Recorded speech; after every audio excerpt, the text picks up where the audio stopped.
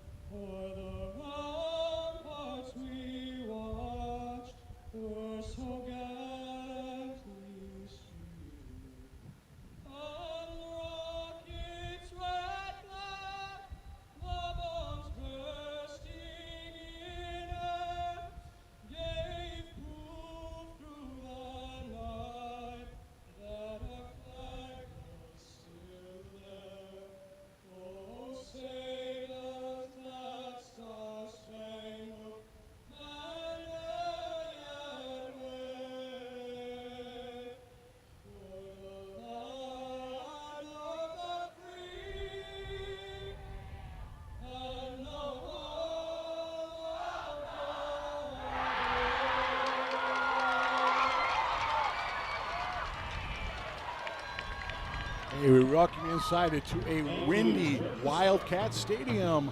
Week number 4, high school football action on the air. The East Ridge Raptors making their first ever trip here to Wildcat Country in the pit.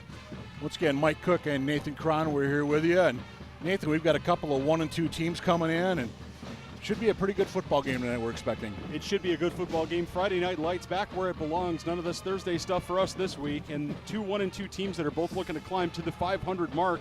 Both teams think that they've got a good chance tonight to do it, but it's going to take good execution for both teams. Neither team's going to be able to make mistakes. Neither team's going to be able to turn the ball over. It's going to be a battle of the fundamentals tonight. And you saw the pit there momentarily. USA is their theme tonight. Ironically, it's also the same for the East Ridge Superfans across the way.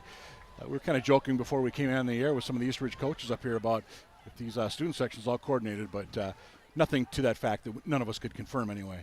But the Eagan Wildcats, they come in, as we said, they're 1 and 2, lost to Rosemont in the opener, went over to Park Cottage Grove, ran all over the Wolfpack, 421 yards on the ground that night for the Wildcats. Landon Tonsagger was 181, I believe. Here last Thursday, Woodbury came into Wildcat Country for the first time. They left with a 23-14 win, a game that the Wildcats were leading midway through that third quarter. Well, the Wildcats had an opportunity to keep grinding away on Woodbury, and they made a few mistakes, Mike. They didn't execute what they needed to do, and they turned the ball over. And when you do that, that's when another team's going to take advantage of that. These are all good football teams, well coached, good athletes, and you can't make mistakes or you're going to pay the penalty. And for the East Ridge Raptors, they started off, they lost at home to Eden Prairie. Stillwater, they got beaten by in a shootout that was very close until the third quarter, and a couple of turnovers really hurt the Raptors in that one. And then they did what they're supposed to do against a Hopkins team that is really struggling at the 6A level. They waxed them by 48 a week ago in Eagan, but that was up at the TCO Stadium. Luke Ryers is going to kick off for the Raptors, number 17.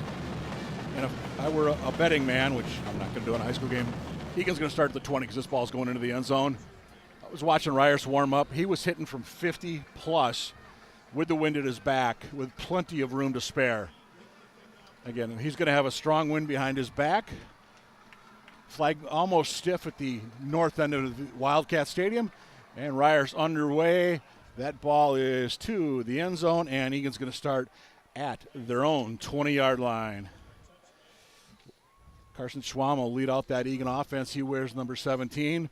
We'll see a lot of Brooklyn Evans as well, number 11 for the Wildcats. You look at Sam Hall out on special teams. Sam's been playing really well on JV this year, I've understood as well. Just underway here in Wildcat Country. Glad you're with us on ETV, your home for Wildcat sports. Watching us hopefully across the World Wide Web. And, of course, locally here on the local Comcast channels. First down for the Cats. We're going to go straight ahead. I believe that's probably going to be Tonsauger. Number 8, Tonsauger, and Woodbury, East Ridge, which is located in Woodbury, all over that play that time. And you see big number 80 in there, Jalen Reese, Air Force commit. I have a feeling we'll be calling his name a lot tonight for the Raptors. Well, if you're the Wildcats and you want to be successful, that's a name you don't want to hear a lot tonight. I mean, obviously the Wildcats are going to try to run this football, and the East Ridge defensive front seven is big and it's physical. It's going to be a test of wills, Mike. 2nd and 9 upcoming for the Wildcats. Schwam may be audibling there at the line. And Schwam, he'll keep. And falls forward, gets about 4. I believe that was 66. Will Corrigan with the stop for the Raptors, kind of the ankle tackle, setting up 3rd and about 5 for the Wildcats. Corrigan along with Spencer Mather up front for the Raptors.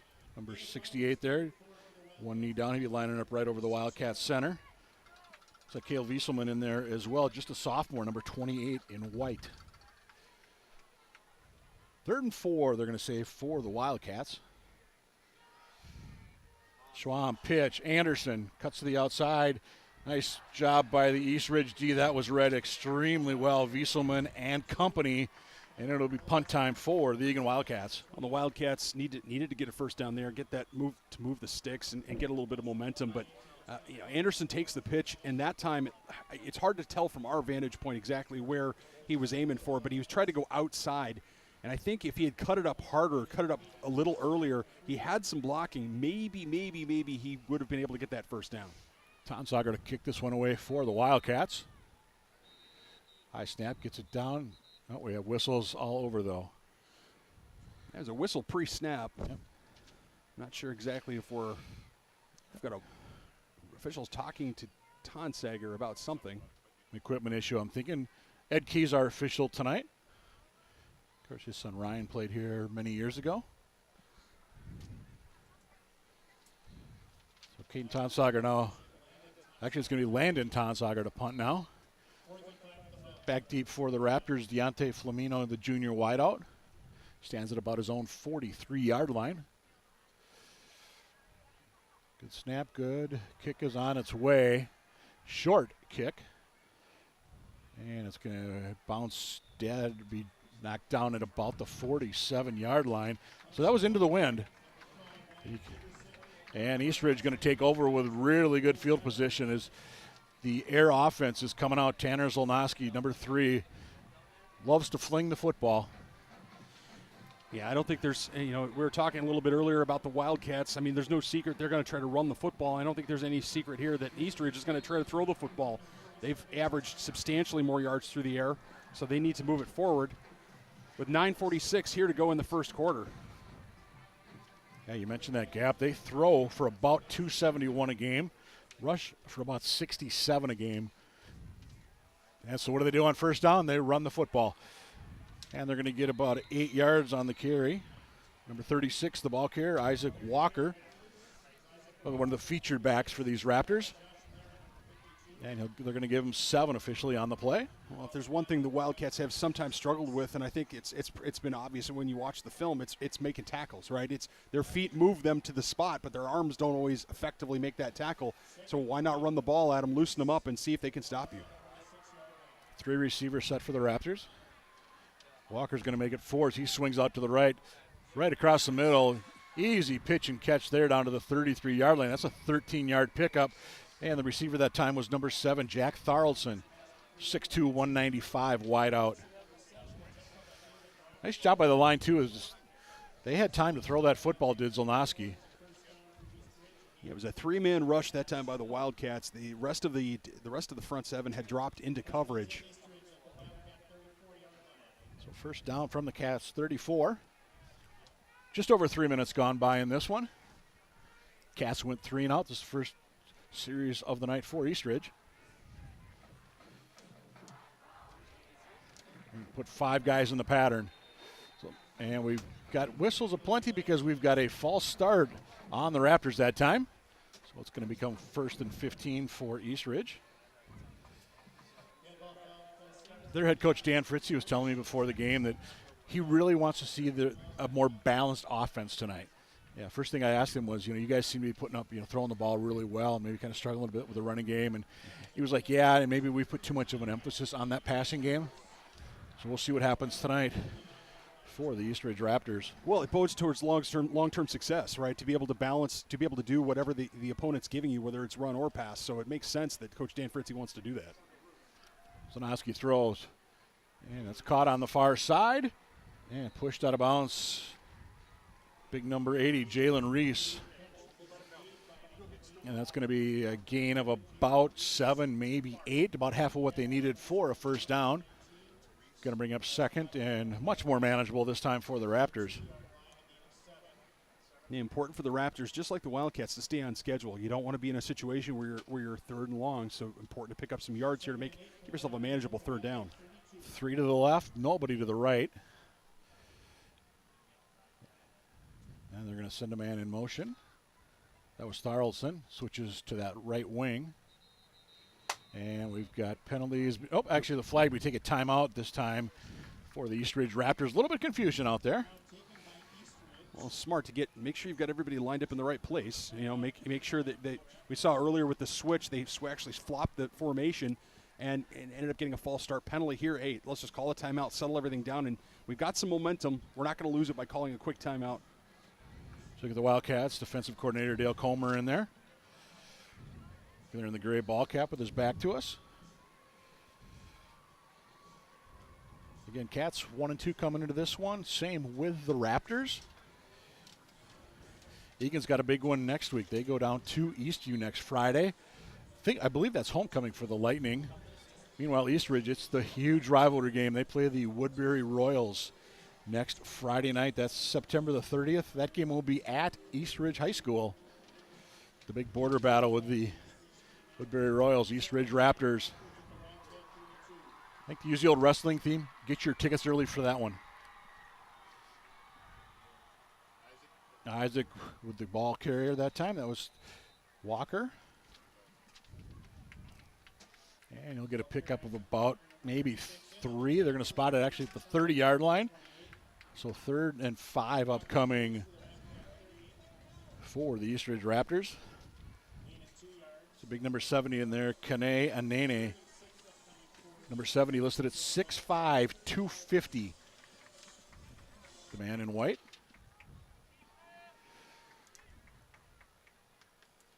Feels weird to say in a high school game, but they're in field goal range already. Cutting back to the inside. Nice job that time by number 2, Flamino. That's his first carry of the football game. And it's going to be, should be enough to move the sticks. And indeed, there they go on that far side. They needed 5, got 7. Nice job of just coming back. And he made a very nice pivot to stop, cut back inside, get the necessary yardage that was needed. Yeah, that was the cut. That was the cut I thought maybe Anderson had on that 3rd down play for the Wildcats. I mean, a nice cut, sticking it in and getting north-south. Good perimeter blocking that time by the Eastridge Raptors. This drive has taken about 3 minutes so far. As Eastridge first down at the 24, Zlanaski is going to throw far side.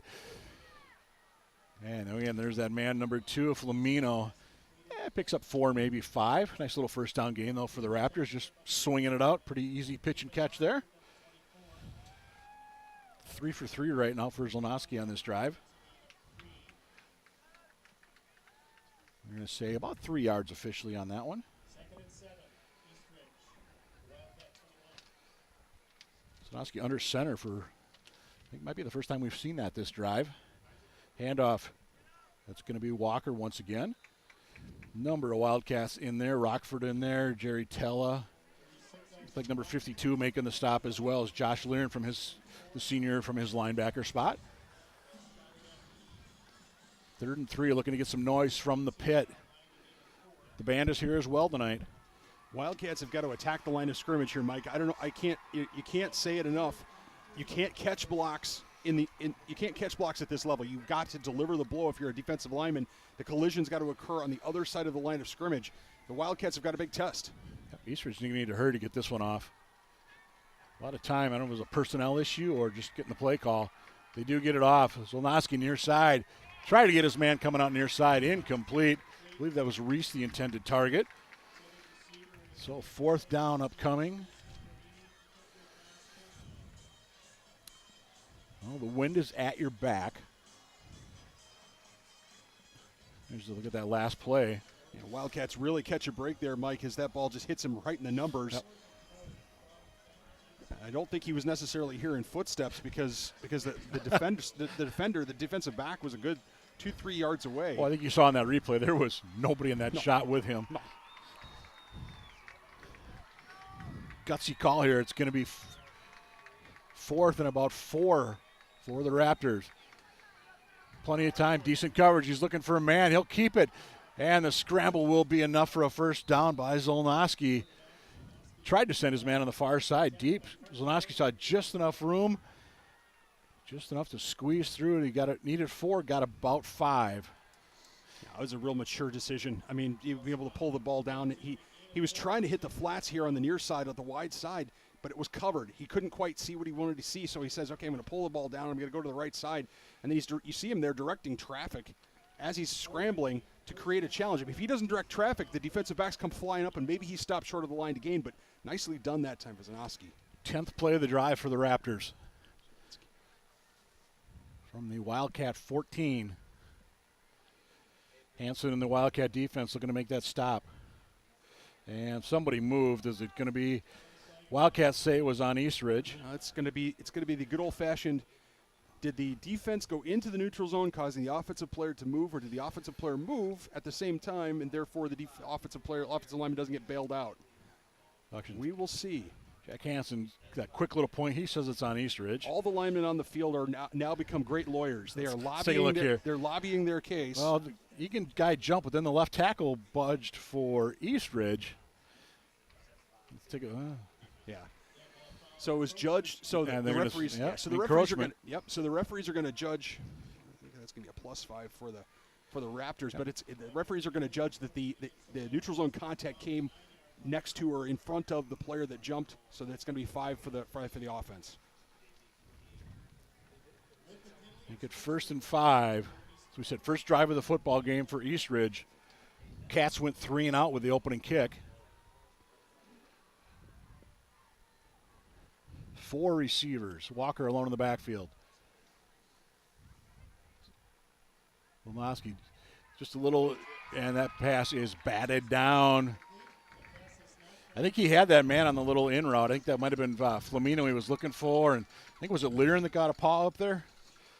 Hard to tell here. It's in the far corner of the end zone, or far corner away from our commentary box. But, yeah, it was – I think you're right. I think it was Laren. But a nice job of sitting in that coverage and not buying the fake. That fake is supposed to draw the linebackers in to create space for you to drop the ball over the top. And that time, Laren wasn't biting. 2nd and 5 upcoming for the Raptors.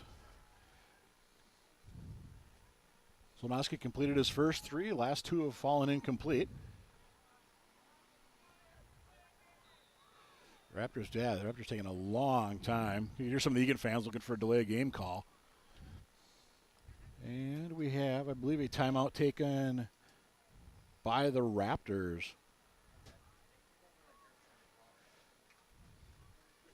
Looking for the signal from the official. Well, check that. While you had your head down, Mike, the referee did signal for a delay of game penalty. So it is a 5-yard penalty against Eastridge. It's going to move them back and create a 2nd down and 10 situation.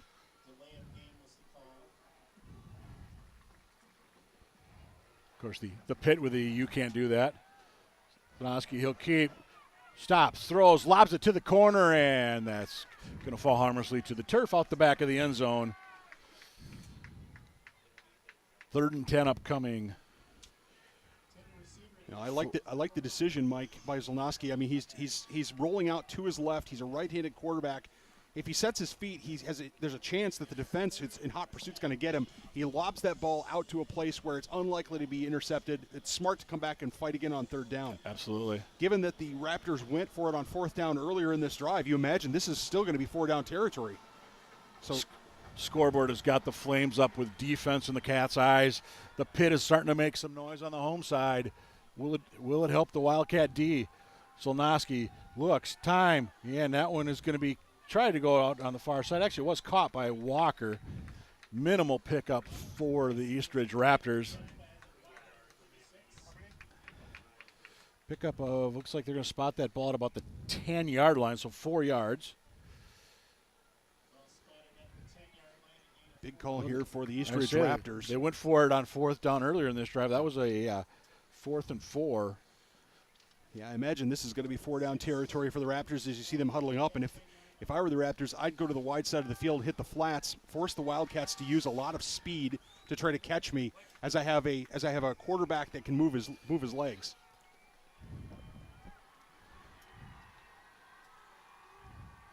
Solnoski, plenty of time, good pressure. Back of the end zone. That ball is knocked away. Eagan's going to take over on downs, and I believe that was Gugino. Mason Gugino in there for the Wildcats. Got that left paw up. Oh, what a play by Mason Gugino. That he did a great job of staying. Solnoski had time, although he had somebody late coming into his frame. He had some time. He put the ball in a good place, but Gugino made an excellent break on the ball and got, as you say, a paw on it. You know, Coach Nick Johnson talks about Gugino with glowing terms. Says he's the leading tackler on the field. Let's see if we can pick up exactly what happened here. Again, you see there's some late pressure, but the ball is still well delivered. It should have been, it could have been caught. But at the same time. So from their own 10 come the Wildcats. Tonsauger with the football carry. It's going to be just shy of a first down, I believe. Let's say 9 yards on that run for number 8. Oh, actually, they're going to say a 7-yard run now. Yeah, Tonsauger, as we said a couple weeks ago over at Park Cottage Grove, I think it was 181 he ended up with. And he had a big one called back. That's right. He had a big that one was called 40 back. plus, I remember, yes. And Cats are going to try and go straight ahead. That'll move the sticks that time. And once again, coming up off the bottom of the pile, number 8. Landon Tonsauger, 6 foot 195 senior.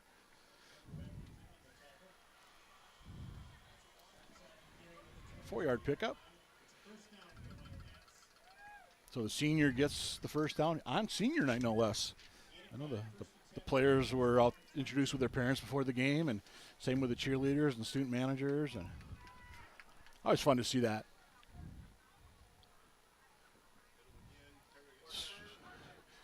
Schwam's going to get up near about the 27-yard line. First carry of the night for Carson. So 6-yard pickup that time for the Eagan quarterback. Well, the Wildcats against Park really had an offensive line that asserted their will. They ran into a little more resistance against the Woodbury Royals. Remains to be seen exactly what the East Ridge Raptors are going to produce as the night progresses. But there's a good trend so far for the Wildcats. Yeah, I want to apologize. That was actually Carson's second carry of the night.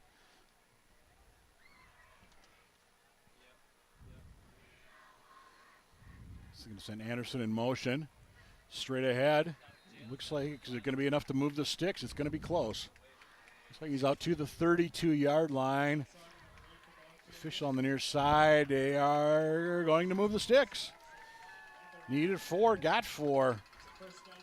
Second first down of this drive for the Eagan Wildcats. Well, that's exactly what the Wildcats needed. 2 first downs on this drive already as they're moving not only out of the shadow of their goal and goalpost, but they're starting to get some push on this defensive line. So fresh set of downs for Schwam and the Cats. Actually, Brooklyn Evans in at quarterback now, number 11 for the Wildcats. And he'll get his first carry of the night. Brooklyn Evans scoots to the outside. The sophomore's across midfield, and he'll get down to about the Eastridge 45-yard line. Looks like it's going to be a pickup of about 22 for Evans. Well, Eagan's so fortunate with that mix they've got. You run Schwam kind of maybe more up the middle, and then Brooklyn Evans could just bust one to the outside like that. Well, no, credit to Evans. It was bottled up. The Raptors did a nice job of bottling it up on the play side, and he cut to the backside, and whatever responsibilities there were on the backside for Eastridge defensively, they'd either gotten sucked in or they had been in hot pursuit. And credit to Evans, he was able to screen, squish out to the side. 6th play of this drive coming up. They started back at the Wildcat 10. And every play has gone for positive yardage, though that will be the shortest of the bunch so far, as that one goes about 3 that time. Well, and how big is that, Mike Cook? I mean, how big is it to, for the Wildcats, for a running offense like this to stay in positive yardage? It's when they have negative yardage or no gain that it's poison to an offense like this. But to be able to get yardage on every play is really huge for them. George Esser on that offensive line, they're playing really well right now. Up front, Javon Hanna in their number 75, and we'll mention more of those guys as we go along. But right now it's 2nd down Wildcats. Straight ahead to the house. 6 points. Eagan. Tonsager. Well, and that's what happens when you have a lot of lateral motion going back and forth, east-west. You give it to the first man through, and the linebackers are either getting blocked or they're vacated because they're waiting for that pitch and to protect the perimeter.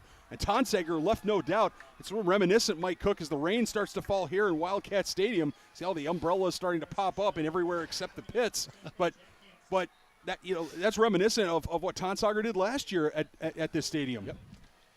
Hansen for the PAT. Schwam the holder. Kick is up. Kick is good. Bo Thielen, by the way, the long snapper for the Wildcats. And there is the pit. And as you said, not an umbrella in sight. Well, a couple kids at the bottom of a plastic bag, but they don't care. Well, they're just happy. The Cats are now up 7-0. 90-yard drive, 7 plays. Took a little over, looks like about 3.5 minutes on that drive. And as you said, as the rain starts to come down, it's funny, both ourselves and some of the Eastridge coaches that are up here by us, and we're all looking at radar like, yeah, we'll be fine tonight. Well, we might still be fine, but exactly. not without dusting from Mother Nature here. Absolutely. Apparently.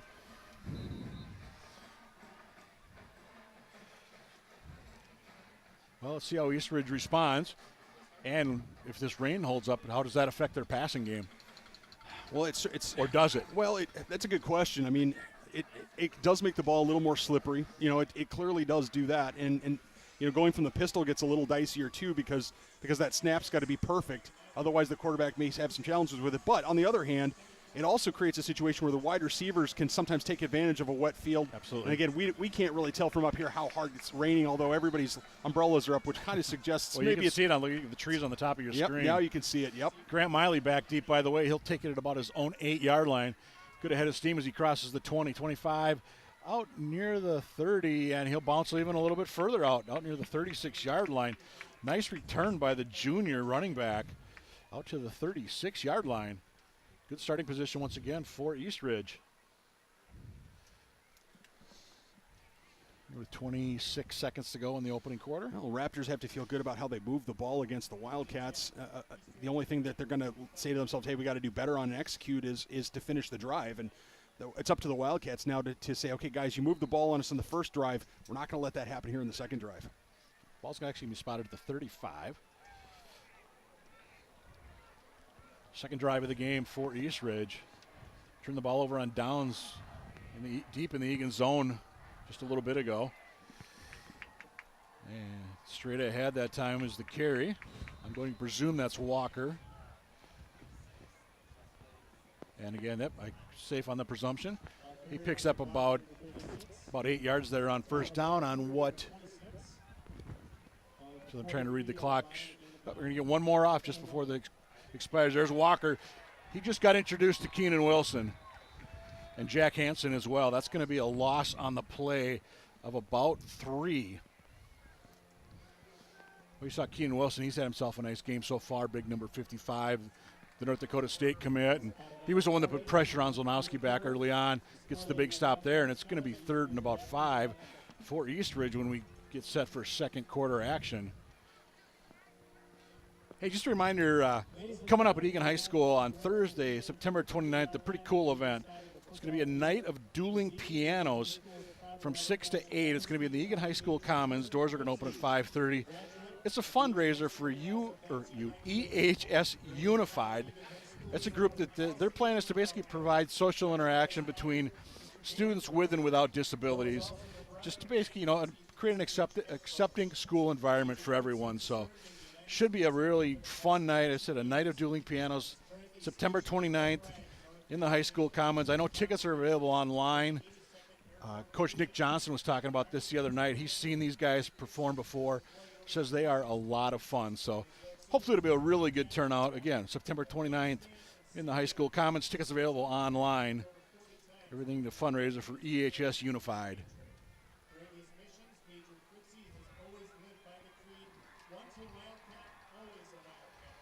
Well, there's East Ridge. They find themselves down by a 7-0 count as we get set for second quarter action.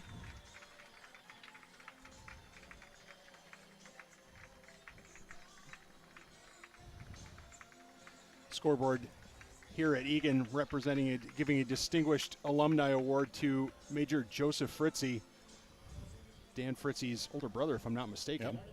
Yep. And a graduate here of Eagan High School as the Raptors now return back to the field. I asked Dan before the game, I said, what year did you graduate from? He said it was 2000. Boy, I thought he was here a little bit later than that, but he's been with the East Ridge program since 2009. East Ridge, great opportunity inside the 20, 10, 5. Did he get in?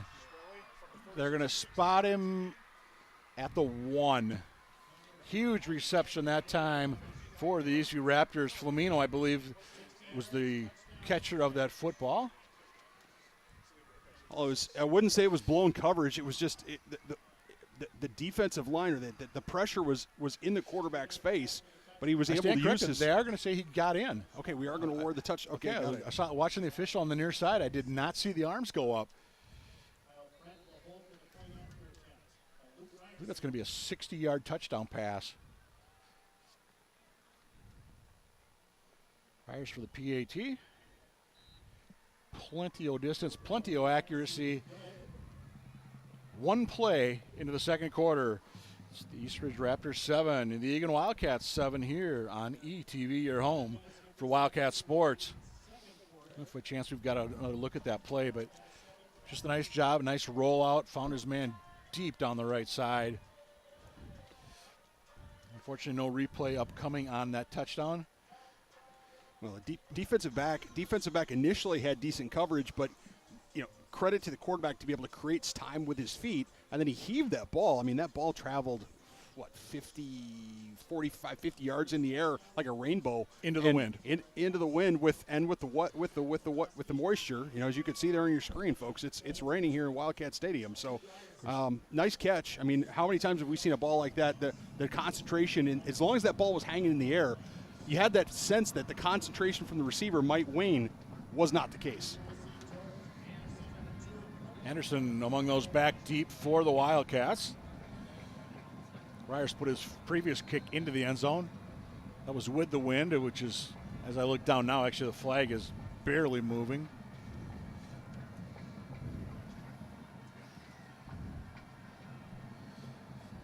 Let's see if East Ridge tries to do anything fancy here on the kick. And that ball is going to go into the end zone back at the 20-yard line. Because if you watch film on Eagan, you're thinking, maybe do we just try a little pooch kick or something? These, the Cats are getting better, but they still once in a while can kind of sneak into that little kind of napping on the kick return. Well, we've seen it. We've seen it now, not only just with with this coaching staff, but with previous coaching staffs. Special teams play can sometimes be a bit hit and miss, and when it's executed well, it can be successful and you can really do a good job. On the other hand, if it doesn't work, it can cost you the football game. First play of the second quarter for the Wildcats in a 7-7 football game with the rain coming down hard here in Wildcat country. And straight ahead, Tonsauger gets a couple of yards. There's 66 in there again. Will Corrigan, the junior D lineman for the East Ridge Raptors with the stop. East Ridge comes into this game averaging 16.4 yards per reception, 9.4 yards per attempt, and obviously a 60-yard bomb is going to help with those numbers. But just slightly. But only 2.8 yards per rush average going into the game. So obviously wanting to get more balance, as you pointed out earlier. 2nd and 8 for the Wildcats. And kind of powering his way through over that right side. Tonsager once again the carry. Going to set up 3rd and about 4. Running over there on that right side. Looked like Javon Hanna was kind of leading the way for the Wildcats. Cole Wills in there at guard. George Esser over on the right tackle on that front line for the Wildcats. Jack Gilbertson is on the other side at tackle. And, of course, 71 Adrian Moses. 6'2", 235. You see Adrian there, number 71. 3rd and about 4 for the Wildcats. Again, Eastridge just scored when they had the football. So you know Nick Johnson does not want to see the Wildcats not get a first down. And Nick won't have to because Tonsager needed 4, got about 5. Sticks are going to move. Well, that was asserting your will. Everybody, the entire without the 2 outside cornerbacks and the deep safety were still around, but everybody else, all 8 were in the box that time for the Raptors. And the Wildcats are able to assert their will, get 5 when they needed 4. Nicely done that time by the offensive line. A good surge. Again, you don't have to blow every player off the ball. You just have to blow enough off the ball that you can get a seam.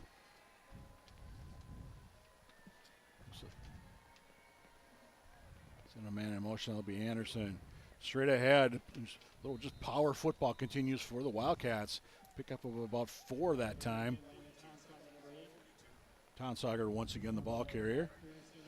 We get a sense that Tonsager actually, as you watch here, watch that seal to the inside. You see that? Nicely done. It's like a whole host of Raptors. Carl Wieseman was in there, Ashton Poole. Yeah, Quinn Evans is your quarterback. I thought he was on the last play. Just wanted to double check before I said something. Remember, Evans went for about 21 around that left end back in the first quarter. Evans barking out the signals. Similar play, just kind of squirts his way ahead. Nice job of getting underneath a tackler, but he could not get past Jalen Harper up from his secondary spot. I should say Harper, they list him as a defensive end. Check that. 3rd and 2 upcoming for the Eagan Wildcats. Pitt starting to make some noise. Cheerleaders holding their signs that say "Get loud." Well, if you like big plays, this has been the game, and here's another big one for these Wildcats. Got to get this first down, move these sticks. And the Pit quickly quiets down as the Cats. You can see the distance there at the top of your screen. Eagan needs to get. Schwamm will keep it. Schwamm gets it and plenty more. Tripped up as he falls just across the 50-yard line. More importantly for the Wildcats, the sticks are going to move.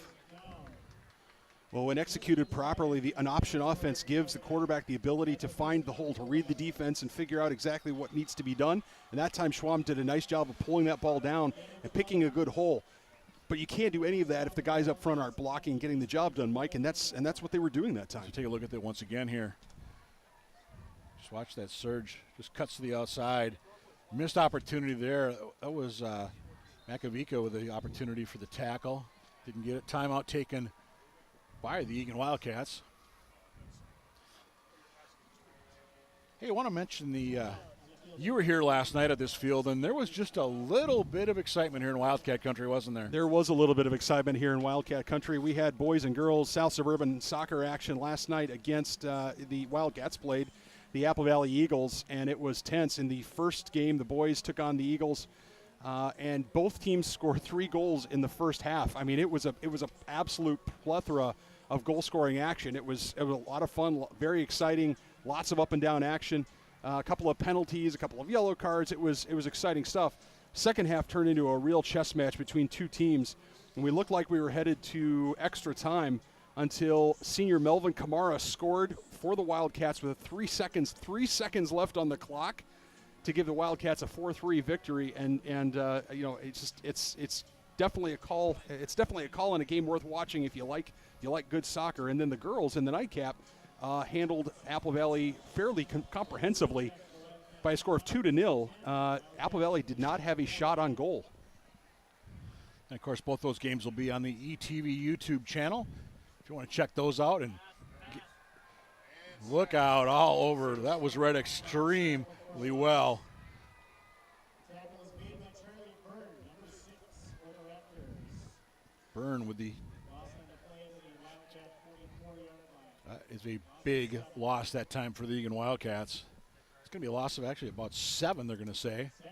Second and 17 upcoming for the Wildcats. Yeah, and that's you can't do it when you're the Wildcats. You got to recognize that that's a potential possibility and either get down very quickly and minimize the loss, or you got to throw that ball away. You got to do something there because that's death to an option offense. First sack of the game for either squad.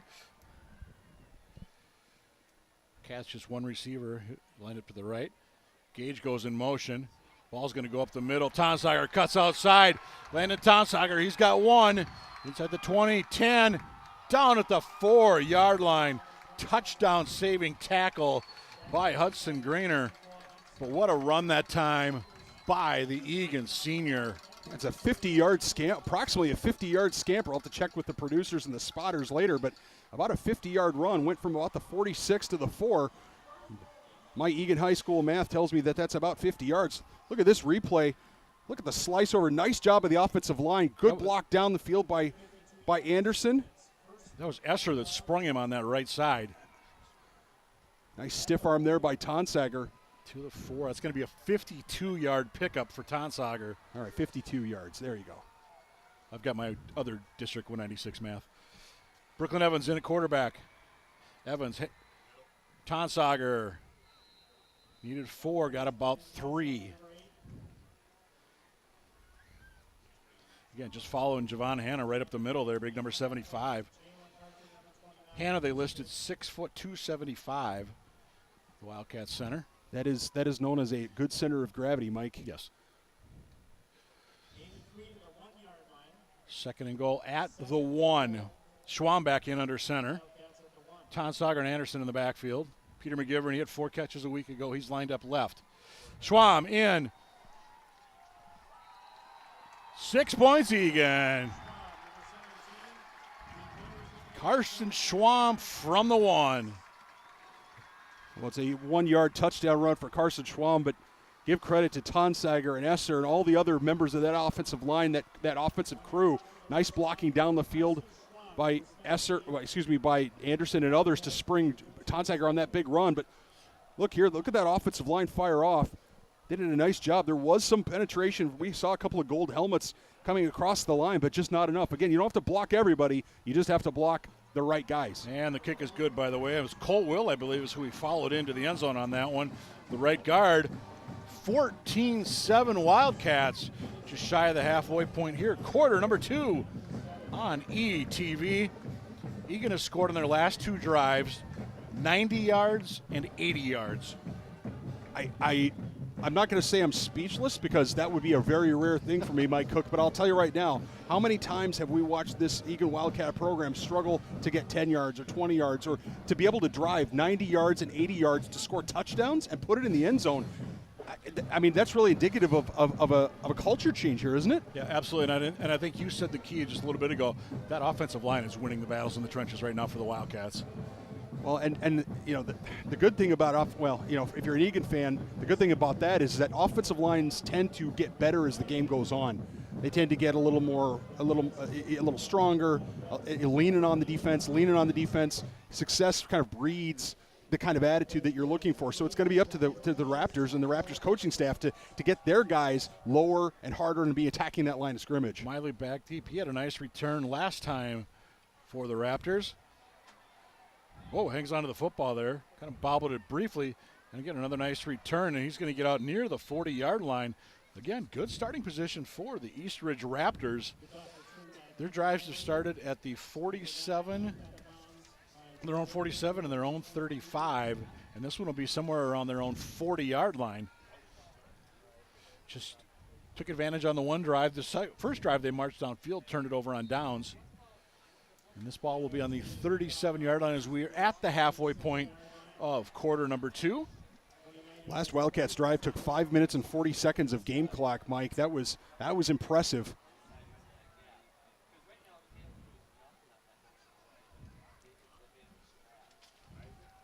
And they're going to run it left side. Nice little play there by Walker. Picks up about 5, maybe 6 on that first down. And you look at the Cats' defense, and they've got to be thinking pass. And then you just kind of hand that ball off to Walker and some good blocking up front. Well, I think based on what East Ridge has done in the last few weeks, I mean, thinking pass on first down is not a dumb thing to do. But that's why it's smart to then, as you say, hand the ball off to Walker and create mismatches. There was great blocking on the left side that time by the East Ridge Raptors. You're sending a man in motion. That's Tharlson. He had a catch in that opening quarter. Here's Walker once again. Kind of squirms his way forward. Is it going to be enough? I think he's there. Waiting for the officials to tell the guys with the chains they can move. And there it is, first down East Ridge. A nice couple opening plays there for the Raptors on this drive. Now, if both teams keep running the football like this, Mike, I will tell you, with only a 5:10 left here in the half, this is a quick-moving half. We're not even to 7:45 at night in the evening yet. Just means we're setting up for a nail-biter in the second half. That's right. That's exactly it. Don't go anywhere, ETV fans. Passing opportunity, East Ridge. They're just going to roll it out near side. That's Reese. Makes Iacker miss. Finally gets some help from the rest of the Wildcats. Caden Tonsauger that time, first man in for the Wildcats. Pickup of about, we're going to say 8 that time for Woodbury. Or East Ridge. What did I say? You said Woodbury. Sorry, East Ridge. It's in Woodbury. Why do I have Woodbury in my head? I'm not sure. I don't know. East Ridge plays Woodbury next week. That's it. We played Woodbury here last week. I don't know. Hey. The referees are going to respot this ball. Yep. Or want to get a dry football. Dry football, perhaps. Yep. I'm not sure exactly what that's about. But in any top event, of your screen, I mean, the umbrellas are still out, at least for a couple of folks there on the East Ridge side. Well, I'll say this about Reese. Reese in the flat's going to be death if you're the Wildcats, right? I mean, he's big. If he catches the ball, I mean, you're going to throw it up to him and let him go get it because he's big and he's tall and he's going to have good hands. I mean, if I was the Raptors, I'd milk that cow, keep milking that cow until you have some ice cream. William Nordstrom, good snap. Isaac's got time. They're going to air it out deep. They've got a man deep. And is that hauled in? And I believe it is. Nice job that time, Riley Schwellenbach.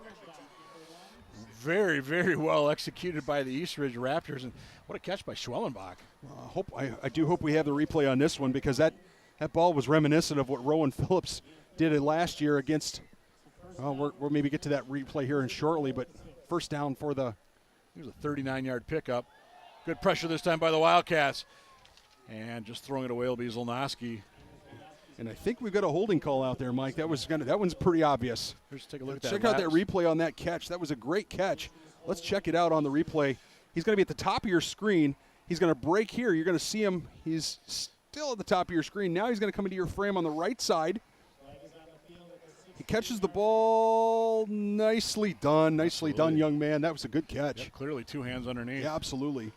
And I didn't see the call, but it's going to be holding on East Ridge, and they're going to go, because it's a spot foul, it's going to go all the way back to the 26-yard line. Yeah, again, you cannot be making mistakes like that. You make a nice play, you get down to that area where let's just punch this thing in, tie the football game up. And the offensive lineman just made a mistake. He assumed that he was going to go out. He went in, and he held him. Oh, and we've either got a false start. We've got something going on out there. That was a rather strange situation. Again, we'll see what Ed Keys, our referee, has to say about this one. Here with 3:37 to go. False start against the Raptors. I don't like to blame the offensive line, but I'm gonna call that one a mental mistake by the guys up front, or either I don't know if it was a snap infraction or whether they were confused by the signals. But in any event, they've already this is second and goal from the 31-yard line. Zolnowski stops. Look out from the near side. Cats had good pressure. He's dropped. Football is loose. Cats claim they have it. Coming up off the bottom of the pile. Guess who? There's Keenan Wilson. Big turnover right there. Well, Zanoski had a fair amount of time. I'm not sure if he couldn't see a receiver down the field, if the coverage was that good. It was a little hard to see from my vantage point as I was focused mainly on the offensive line and Zanoski himself. But he avoided one rusher, could not avoid Keenan Wilson. I thought it was Keenan that had the pressure initially. No, that's See, actually Tella. It was Tella on the side. Iacker with the whack. Yep, absolutely. Keenan right there for the recovery. Just want to mention 54 on that stop as well. Carter Will back in the lineup tonight for the Wildcats. There's Schwamm. Did East Ridge get it back? They're holding the football. Ashton Poole says it's ours. Yes. And it is. And the officials do agree. It's funny, we were talking to Nick Johnson. Just said you can't make those kind of mistakes. Momentum in your favor, and then you lose it right back. I mean, how many times in a football game do you see that one team makes a mistake, get turnovers created, the other team has an opportunity, and then for some reason, inexplicably, the football gods say, not right now, young man, and it goes the other way. Well, as you look at that shot there, I mean, it's wet out there. There is no doubt about it. Rain continues to pelt the field here in Wildcat country.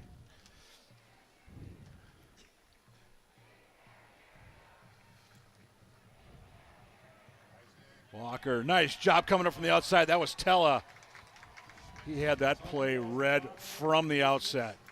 Well, not only did he have it read, he just physically abused whoever was blocking him. I mean, he read the play, but watch him attack from the outside here. He just absolutely no. I mean, Tharlson was trying to block him, but Tharlson was not engaged, and Tella just scraped right off him. 4-yard loss on that play. We're down to 2.5 to go before the half. East Ridge has, I believe, one timeout remaining. 2 remaining. Lasky steps up. Cats with good pressure. Throws, he's got a man wide open at about the 24-yard line. That's got to be Reese, and he powers his way down to the 17-yard line. Nice 18-yard gain for the Raptors. And what were you saying a little bit about you having Reese all alone out there? Yeah, it's a bad matchup for the Wildcats. The Wildcats don't have anybody that has that height necessarily, that size, and Reese has got some quickness. From what we can see up here, I wouldn't say he's not gonna run a 40 and 4.2, but he's got decent speed, so he's gonna create mismatches for these Wildcats. What I like how end of the play, he just lowered his shoulder, picked up an extra 4 or 5, maybe even 6 yards. Inside 2 minutes to go in the half. Walker. Harper to the outside. First carry of the night for number 29, Jalen Harper. With 141 left on that, yeah. With 141 left, you wonder, if I'm the East Ridge Raptors, I'd like to score, but I also don't want to allow the Wildcats any more time, right? I mean, let's finish the half with the football, punching it into the end zone. And East Ridge is going to get the ball to start the second half. Exactly. Second and about 8. 2 left, 1 right for the Raptors. Lasky's looking.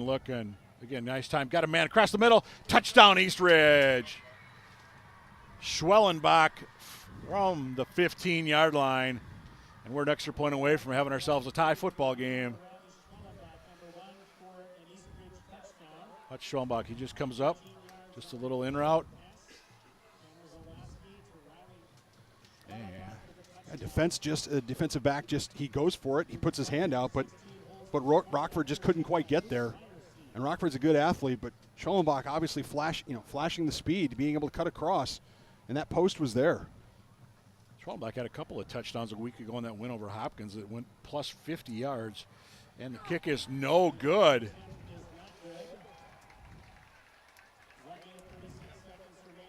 So the Wildcats are going to maintain a 1-point lead with 1:36 to go in the half. And I did not get a good look. I couldn't tell if it was a... Looked like it was wide right. Yeah, it was. No, but I couldn't tell if it was a low snap. No. A little trouble by the holder. I saw the end result as well. Yeah. Oh, forgive me, Mike. I didn't see anything necessarily unusual about that situation. I mean, the snap seemed to be right where it needed to be. But I also wonder if the moisture on the field maybe is starting to affect maybe a little bit of the grip and where they're putting the ball. Again, USA is the theme for both schools tonight here in Wildcat Country. And that would be the home side as you're on your television screen. Not an umbrella in sight.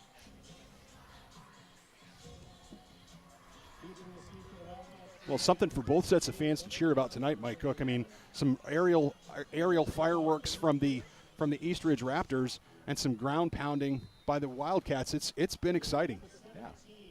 So Eagan's going to get the ball with about 90 seconds to go in the half. They have a couple of timeouts.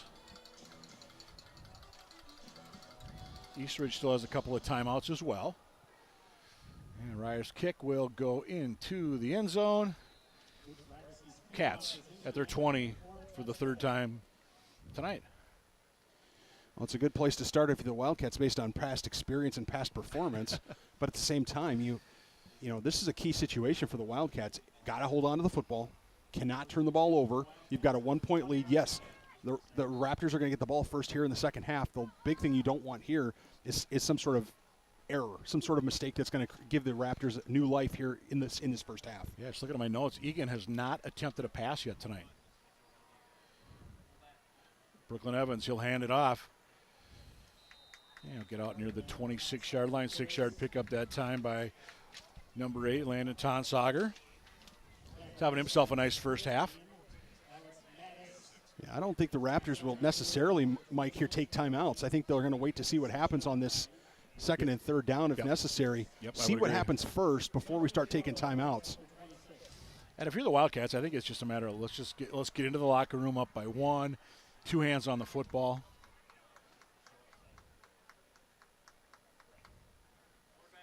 Schwam straight ahead. Look out. 6 points. Eagan, Brooklyn Evans, 74 yards. Oh, Brooklyn Evans. Just when we think that it's time to run out the clock and be conservative, what do? You bust out a 74-yarder.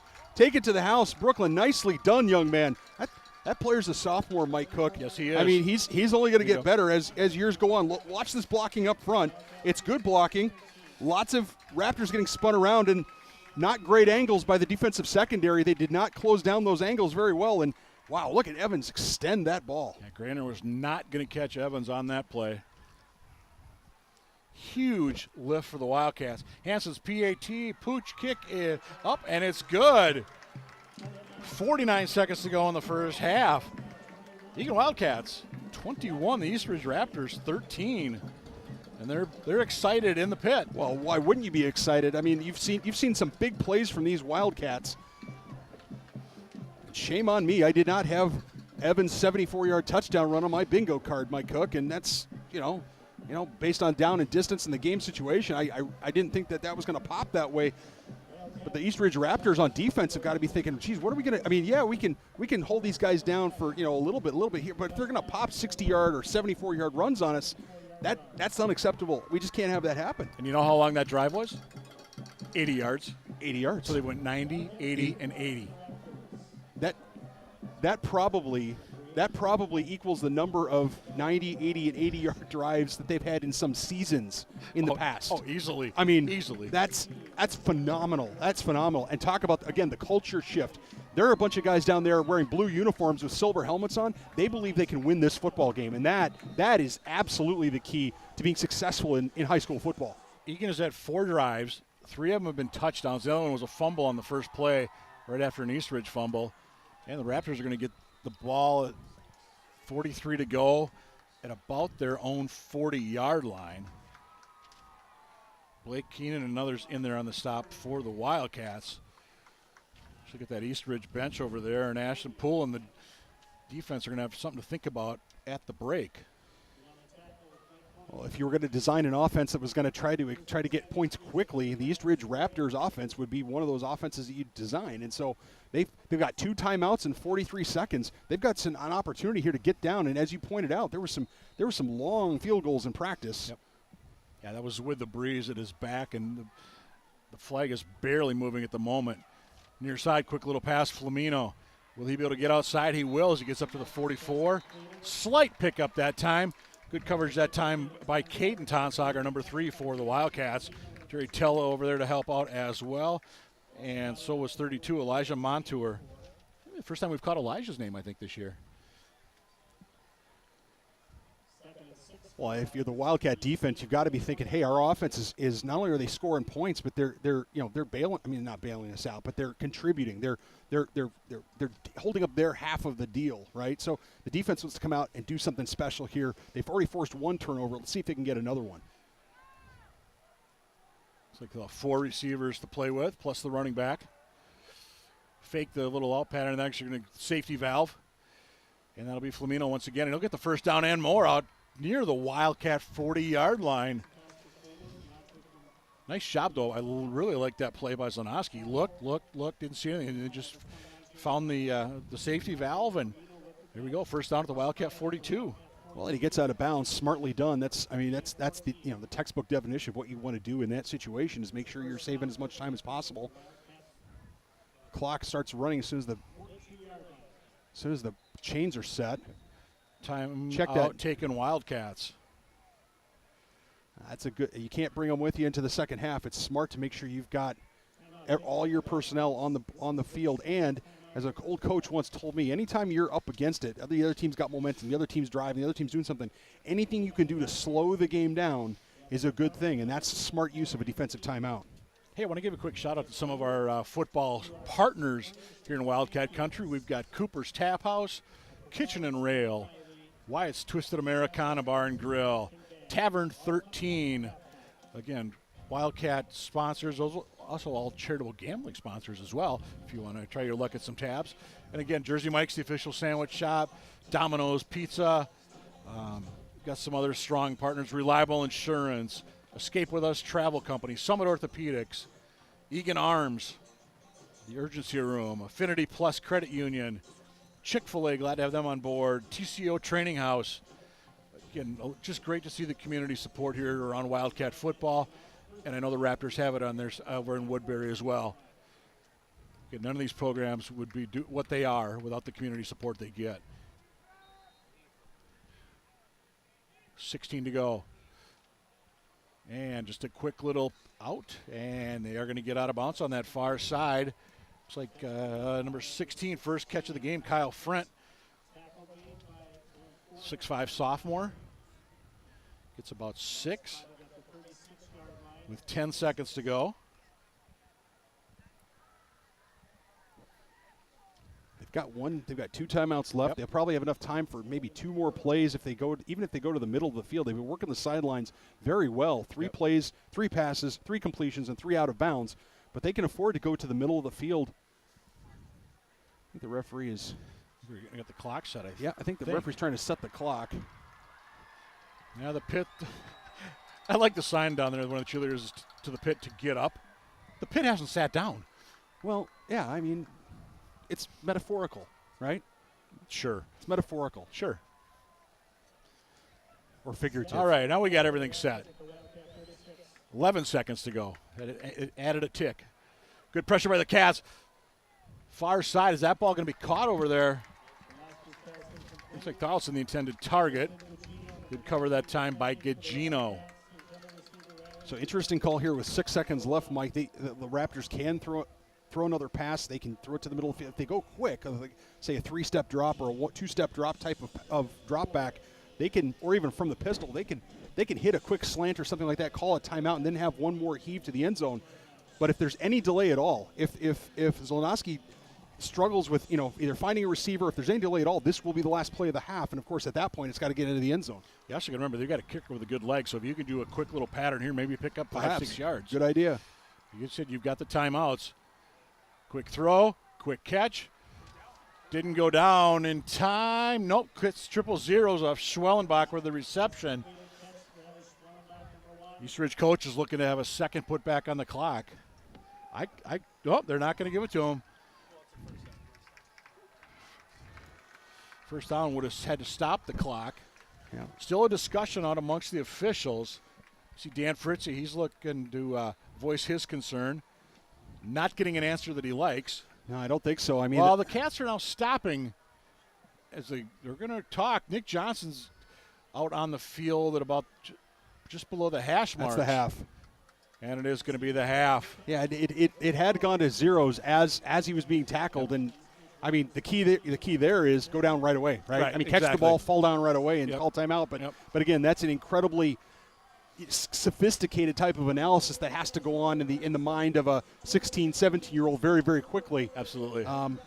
So Wildcats, great performance here in the first half. Mike Cook, a 90-yard drive, 2 80-yard drives, big plays on the ground, dominating. Maybe not dominating the line of scrimmage, but certainly having their way so far with the East Ridge Raptors on an aggregate basis.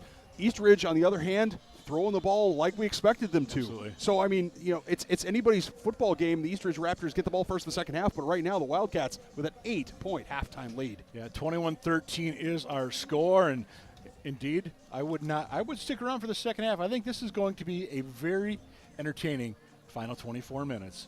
So right now at the half, we've got, it looks like the dance team is just off the bottom right of your screen. We're going to take a look at the pit, the wet pit. Yeah, we're going to have the marching band and the dance team here at halftime. So ladies and gentlemen, stick around as you're going to get a treat. Now, I'm not sure who's going to go first. The band looks like they're going to go first, but in any event. Bottom line is we've got the fine arts here at the high school. It's halftime. It's the Eagan Wildcats 21, East Ridge 13. We'll be back with second half action in a little while. You're watching ETV, your home for Wildcat Sports. Ladies and gentlemen, for your halftime entertainment this evening, Eagan High School proudly presents the Eagan Fall Dance Team. The Eagan Fall Dance Team coaches are Bree Heston and Elizabeth Coleman. The captains are Eileen Audette and Jennifer Farrell, Lieutenant Minnion, and Sarah Tiabule. Tonight, the Eagan Fall Dance Team will perform their field routine to the song We Are Stronger. Ladies and gentlemen, please welcome the Eagan Fall Dance Team.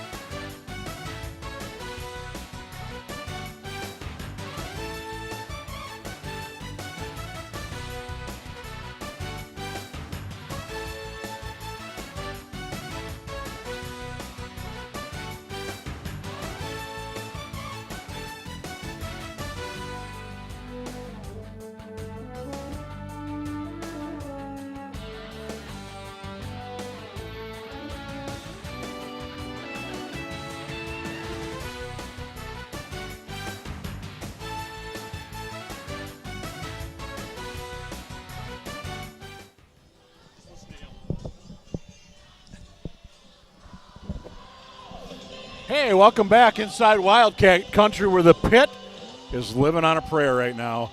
Bon Jovi blasting through the speakers here in Wildcat country. 21-13, the Wildcats in front as you look at the Wildcats warming up for the second half. Sadly, one player not out there is running back Parker Fallen. Parker, not happy, but we're glad you joined us in the booth here right now. Yeah, happy to be here. So what's going on, man? You done that first game and I think you kind of just got twisted up in a pile and. Yeah, so I was going down like about halfway through the second quarter, and just an outside linebacker just kind of like fell down on my leg, snapped my fibula just clean in half, and had surgery 2 weeks ago Wednesday now. So yeah, 10-week full recovery out for the season, but just happy to be here with my teammates. This kind of sucks that it's your senior season, though. Yeah. And I know you were injured last year, too, unfortunately. Mm-hmm. But how much have you been able to help out with the team? I know I've seen you at practice a few times. Yeah. I've been there every day for practice, just kind of giving as much help as I can. But at this point, Landon, he's had, I think, more running back experience at this position than I have. Just kind of helping out anything I can do in practice. What are you seeing in your teammates in this first half? A lot of energy, a lot of fight, even when, we have the, 60-yard pass, fighting back. Immediate 3 and out, we get the stop for defense, drive on offense. Just a lot of stuff that, you wouldn't, 2 years ago, you wouldn't have seen. We're noticing in the first half, the Eagan scoring drives are 90, 80, and 80. And we said there might have been games that Eagan didn't have 90 yards in a game 2 and 3 years ago. But what does it say about the turnaround this program has made just in the time you've been here? Yeah, it said a lot. It means a lot to be a part of that change, kind of like that first stepping stone, just hopefully towards a great program from really what was nothing. But, it just means a lot. What are you seeing out of the Eagan running backs now that you've got time to maybe watch them in a little different view? Yeah, Landon, he's just extremely fast, quick, explosive, hard off the ball, never quits. He'll get hit, 30, 40 times a game. He'll just still be as fresh in the beginning. Just an amazing player, great endurance. And, just really fun to watch. How hard is it if you're a defensive player and you see the quarterbacks rotating between Carson Schwam, Brooklyn Evans, obviously two very talented kids, but they really have two different strengths. Carson more that inside guy, Brooklyn maybe a little outside, and you saw him take off on that 74-yard run. But, how tough must that be on a defense? Yeah, because, you're going into the game, you're thinking, okay, it's a run option team. We'll wear down the quarterback, make it so he doesn't want to run. But when you have two great quarterbacks who run the ball like this, it's just really difficult because they're never really, hurting. They're always fresh, ready to go, on the top of their game. So, I think for defenses, it's just really tough to see quarterbacks never really, slipping at all. So, yeah. What do you think? Nick Johnson, we saw as the head coach. You got any good NJ stories for us that we can say on the air? I don't really think so. He's a really good coach. We love him a lot here at Eagan. He's done a ton for the culture and the program.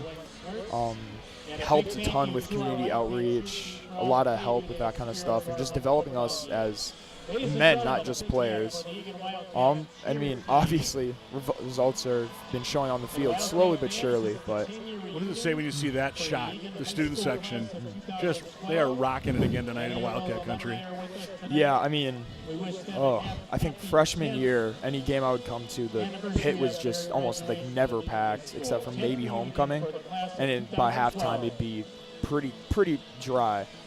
But just seeing the pit full on a cold, rainy night at halftime just means a lot to see how the culture's changed here regarding football. And then there's the East Ridge student section. They made the trek over from Woodbury. Also a USA theme for the Raptors tonight as we get set for the second half. And what do you expect here in this second half? What are you looking for?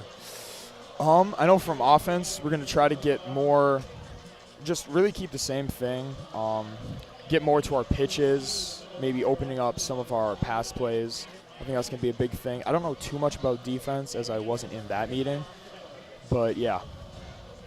We saw a good look at Gavin Burbach, junior linebacker out there for the Wildcats on the special teams. And a little short kick that time by the Wildcats, who is going to roll out of bounds at about the 18-yard line, trying to keep that football away from Grant Miley, who's had a couple of nice returns thus far for the Eastridge Raptors. I heard Coach NJ talking the other day about even the perception in school now, football players. You guys are walking around, heads held high. It's no longer, holding your nose, you play football kind of thing. Yeah. What's the excitement like in this building, especially on game day? Oh, my goodness. Yeah, I mean, so freshman year, anytime you'd wear a jersey, you'd almost get, like, side eyes, sneers, looked at funny. But, I mean, now it's just like, everyone's excited, have a good game today, excited to see you, they'll be there. Just overall excitement and positivity from the kids instead of just, general disdain. Woodbury's they chose to have the Wildcats kick once again. This will be Jack Hansen for the Wildcats, number 83. Again, Grant Miley back deep for the Raptors. The fans are looking up here at you like, what are you doing up here? Yeah. You got a fan club down there, it looks like, here on the home side. Yeah, we got some family. Good opportunity this time. Miley's going to get out the 27-yard line. I think this will be the worst starting field position of the night for Eastridge. They've been up near the 40 a bunch of times. So, what's it like going against his defense in practice? Going against this, I mean, it's a lot like Rosemount. You got the 3-4, the outside linebackers come out right off the edge. It's a lot similar to that. So during practice and film sessions, we were told study that a lot. I mean, so far it's been kind of similar, but I mean, they just don't have those two inside backers that just fly around. Yeah, I was thinking more like on the Eagan defense when you went against them, when you went against them in practice, the limited time you did, kind of coming into the season. Obviously, everybody knows about Keenan, but this team they've really come together nicely, I think. Yeah, I agree. I mean, going against defense, it was always a lot of fun. Competition higher than I've ever seen it. Really, just friendly competition, making each other better, not wanting to lose. But yeah, I think it really helped us and benefited us a lot, preseason to be going against each other and having competitions like we had. You want to call a play? Parker Fall, ladies and gentlemen, Eagan Wildcat running back. Unfortunately out for the year with a leg injury, but he's taking over for Nathan and I. All right, shotgun snap. Here's the snap, running back, hand it off to number 35, open gap, and it's Walker. Gain of what, 20-some? He'll get out to near the 48. Looks like, about 13. Oh, way off there.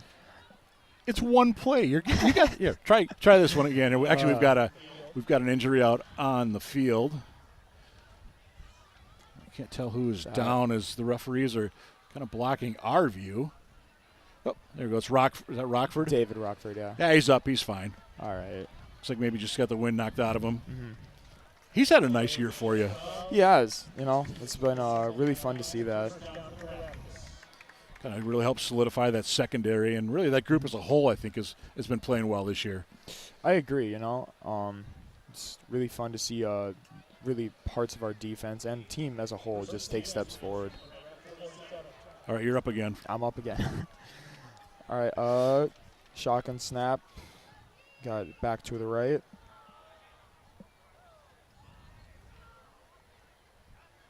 Snap, handoff, 36 again. Up the middle, another huge hole. Gain of about, what was that, 15? Was deep into the Wildcat secondary. Blake Keenan with the first stop for the Wildcats, number 15, but Walker started at their own 47, gets it down to about the 36, so it's at 17 yards. Oof. Back-to-back plays have totaled 29 yards for the Eastridge Raptors. All right, you're getting one more because this is right. You got to get a good stop here. All right. Maybe it's me. Maybe I'm the bad luck there. And Parker Fall making his Eagan TV debut. Quarterback in backfield again. Running back to the right. Wing back almost. Heavy set right. Pass. Zalnowski, a lot of time. Caught by 16. Kyle Friend, his second catch of this drive. Yeah, maybe it is me. Okay.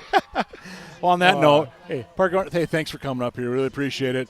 Hey, best wishes to you, man. I know this is just a bummer way to spend your senior year, but I know you got the great attitude. We've seen you out there at practice. I mean, and that's the positives you got to take out of it, man. Yeah. All right, thank you for having me. Yeah. Again, that was Parker Fall, Eagan running back. I said, unfortunately, he got injured in that first game of the year. As we look at Eastridge continuing to move the ball down the field, they got first down at the Wildcat 23. We're going to hand it off this time. Jalen Harper, I believe his second carry of the football game. Tella in there to finish him off, but nice job by Eastridge moving the football down the field on this drive. Yeah, the Raptors doing it with a mix of pass and run, doing a nice job of balancing the two. And that was something the Raptors did well in the first half in terms of moving the football on the ground. They didn't get stuffed too many times, not a lot of negative plays, and creates a real challenge for this Wildcat defense. 6 yards on that last carry for Harper. Coming around, end around near side. 15-10, trying to get to the outside, looking for a block. Nice gain that time by number 2. That's Deontay Flamino. He had a nice touchdown reception in the first half for Eastridge. And we've got another Wildcat down on the turf. Laying back on the yellow of the goal box for soccer purposes, but ball's going to be spotted at the 6-yard line. Again, just nice play call that time by the Raptors. Good downfield block. Good Reese absolutely pummel a Wildcat defender. And then finally Rockford in there along with Caden Tonsauger. But nice pickup that time by the junior. Well, we call a block when when you're an offensive lineman and you knock down the other guy and actually kind of land on top of him. We call it a pancake. I'm not sure that was more of maybe that was a waffle block because it wasn't a true pancake, but nonetheless the defensive back went sprawling as Reese just pushed him to the ground, and that's the kind of thing you can't have happen. I mean, we've seen these Wildcats get beaten on the perimeter, outside the tackle box. That's where they've seemed to struggle because a good offense is going to make the guys on the outside linebackers, the safeties, the corners, going to make them think about, is this a pass, is this a run? And if you're thinking, you're probably going to struggle. And Jack Kruger, the injured Wildcat, kind of went off on his own power, getting attended to just off the bottom of your screen to the left. But it's 1st and goal, Eastridge. And straight ahead, power football down to about the 2-yard line for the Raptors. And again, number 29, another carry, Jalen Harper. List him at 6'2", 210. It's down to, we're going to say, the 2-yard line. 2nd and goal upcoming. Down by 8 are the Eastridge Raptors. Eagan yet to touch the ball here in the second half. Scoreboard for some reason has it as 4th down, but it is 2nd down. Yeah, absolutely. Into the pile. Can the pile cross the goal line? Good surge. His feet got in, but I'm not sure the football crossed. And they're going to say he's down at the 1. Well, there's 22 guys on the field, and there had to be, about 16 of them in on that group? Yeah, that was entertaining. Not a lot, not a lot of movement either way, but it was certainly entertaining. But it sets up a big 3rd down here for the Raptors, and if you're the Raptors, keep pounding it at this Wildcat defense. I mean, you got to give yourself an opportunity to just punch this one in. Slonoski under center. Will he keep it? No, he'll hand it off. Touchdown, Harper and the Raptors. It's 21-19. Well, the Eastridge Raptors made that look very easy. They just marched down the field at will, pounded the ball at these Wildcats, and punched it in the end zone with no doubt. And again, you don't have to have blocking on every hat, but you create seams, and that's what Harper found. He found a seam over the right side between the guard. Looked like it was a B gap between the guard and the tackle. Watch here. Watch the far right of your screen. He's just going to slice through there, and as you can see, there are a lot of Wildcats on the ground. And now the Raptors are going to go for 2. I was going to say, an interesting call here for Dan Fritzy. It's the right call. Absolutely the right call. I mean, try to tie up the football game. By the way, that drive, 10 plays, 72 yards.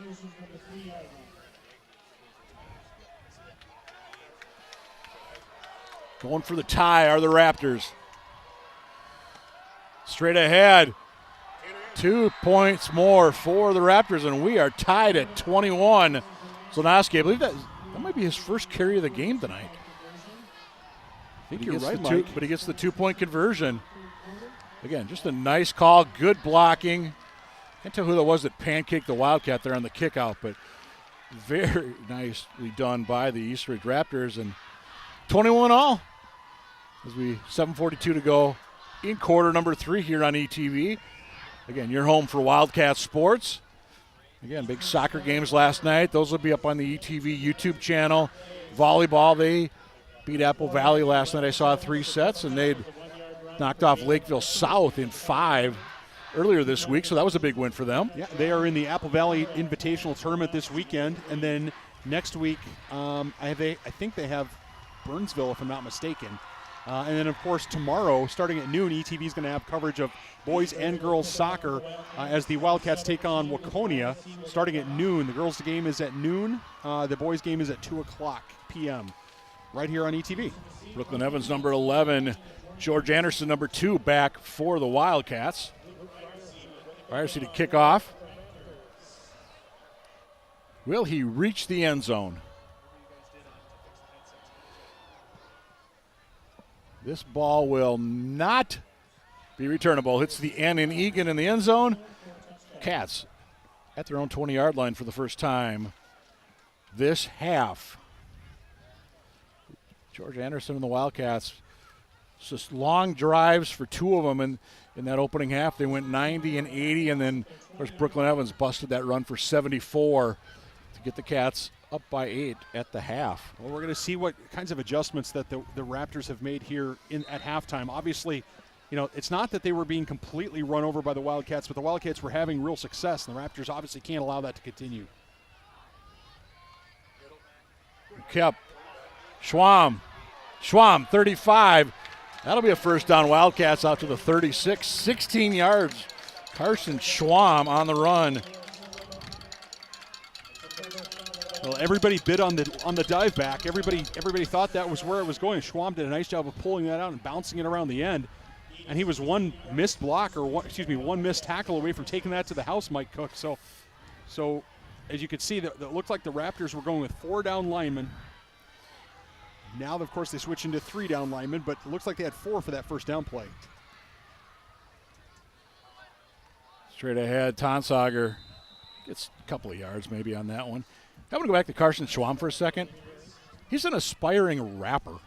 You know, he's got an Instagram. He's called The Kid YT, WHYT. Got some YouTube videos out there. And I heard through the grapevine he's got like a new video coming out this weekend. Well, all I know is that I can't comment on that. Otherwise, I'm going to be accused of being a dad, so I'm not going to go down that road. But congratulations to Mr. Schwam. I saw a couple of them. I got to admit, they're not my cup of tea, but hey. Oh, McGivern, what a catch on the near side. Oh, and you can see the East Ridge D-back thinking, how did I not get that? I think that was Grainer that ball somehow got through. Yeah, I think it was. I'm not sure if we're going to have the replay necessarily coming up, but I think that was a high risk, high reward. Watch the bottom of your screen. You're going to see it. Oh, absolutely. Yeah. That ball maybe should have been intercepted. Yep. But now we've got 3rd and short for these Wildcats. It was a 6-yard pass. First catch of the night from McGivern. He said he had 4 a week ago. Tonsager, and he'll get up across the Wildcat, or deeper into the Wildcat logo up near midfield. Sticks are going to move once again for the Eagan Wildcats. Just kind of setting up another one of those methodical Eagan drives that we've seen so far tonight, with the exception of the Long Evans run. Well, that was methodical. It was just a different method. But, I mean, it's this is success for the Eagan Wildcats, and this is what it looks like. Evans now under center. Anderson goes in motion. Brooklyn slips. Did his knee touch at the 45? Officials are going to say it did. Yeah, that's going to be a slip. That's unfortunate, unlucky that time for the Wildcats. But it's a negative play that, again, you want to stay away from as much as possible, but there was room. There was room. If Evans keeps his feet, he's got an opportunity to get around the corner. Again, it was raining pretty hard here in the first half for those of you that are just tuning in. Still a lot of water around the track and beyond the end zones, but it hasn't rained in, I'm going to say, 40 minutes of real time here? Quarterback keep. Around the corner. Up near midfield. I believe that's Schwam once again.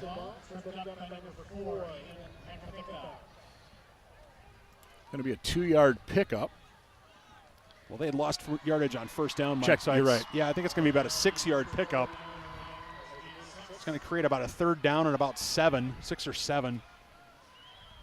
Big down here distance for the Wildcats. Again, with this offense, not exactly prolific at picking up long third down options. Schwam, 6'1", 195 under center for the Wildcats. He's a junior. Tonsauger, the up back. George Anderson deep. Tonsauger, first down, barrels his way there. Got spun around, back he goes. First down, Eagan Wildcats down to the 40-yard line of East Ridge. Oh, Tonsauger, that was some good mojo there, man. I tell you what, he made first contact, spun, and kept those legs churning. Boy, that's flashing some real grit and grind. The Wildcats needed it, and they got it. This drive started with 7:42 to go in the third, so a little over 3 minutes thus far. Again, drive started back at the Wildcat 20. Evans under center. Anderson in motion. Evans keeps. Evans spins.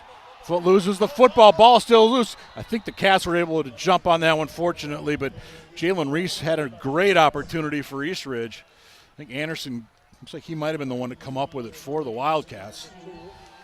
Loss of 3, but more importantly, the Wildcats hang on to the football as we look at the replay. Just a little spin move. Yeah, that's Reese that popped it out. Poole over there to help out as well for the Raptors. No, Evans has got to pay attention to ball security. When he's running through traffic, he's got to tighten up on that ball, and that ball was well away from his body. Second and long. It's going to be third and long. That play didn't gain a whole lot, maybe a couple of yards. As Tonsauger tried to run over there on the far side. Adrian Moses leading the way, number 71. So it's going to be, they're going to say 3rd and 12. So they're going to give him 1 yard on that carry. Yeah, I'll be interested to see, Mike, if the Wildcats, do the Wildcats think of this as 4-down territory or not? I don't know. And so something tells me that maybe they would say no. So that might change and alter your play calling here on 3rd down. Schwam, pressure. Good pressure by East Ridge. Schwam never had a chance on that one as they gobbled up.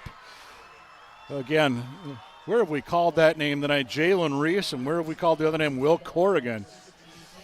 Won't quite be a sack because he might have got half a yard, but it won't be a sack in the book, but well, close enough. Yeah, it's same effect. No, it's absolutely what the East Ridge Raptors needed. They did a great job that time of taking away the options. Obviously, the Wildcats don't put a lot of guys into the pattern.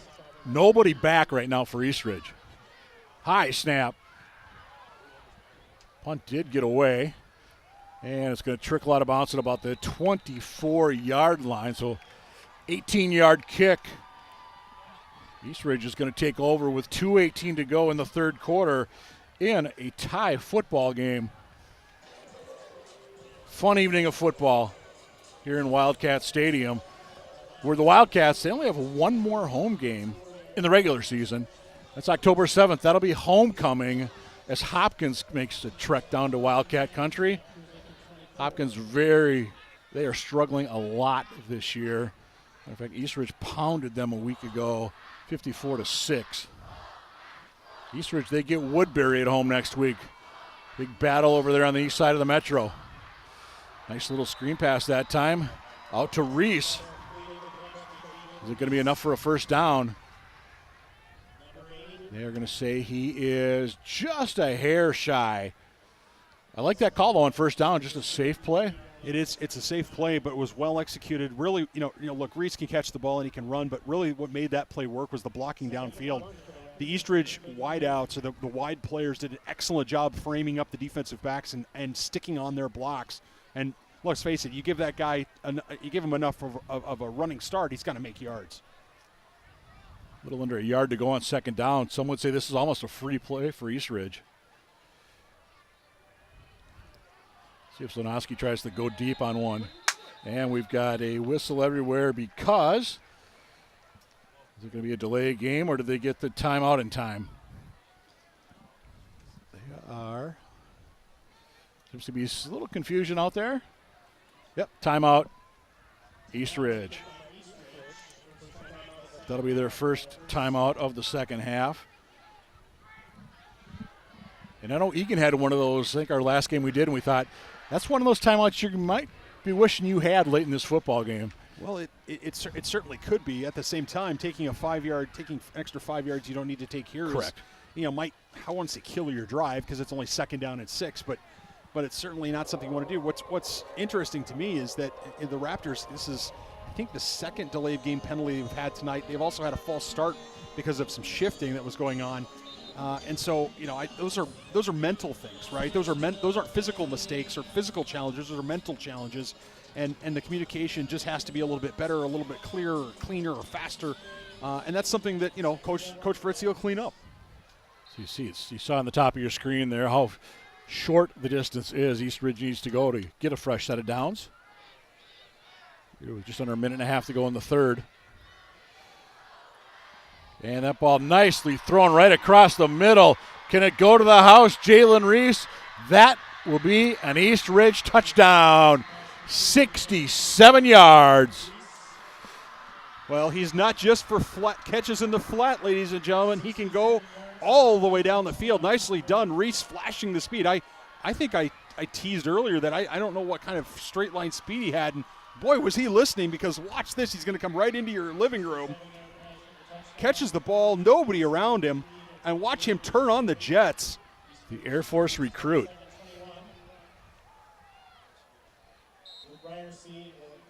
Ryerson for the PAT. East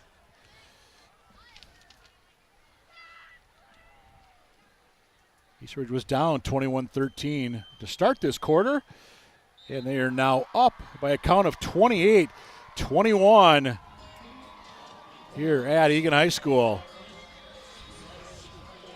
Boy, just that quickly things can switch. Absolutely. It's amazing how it goes. The Wildcats get the opportunity. They have the opportunity to get the ball and they're driving. They stall, and East Ridge strikes back. Although, again, as we said, despite the fact that East Ridge has made has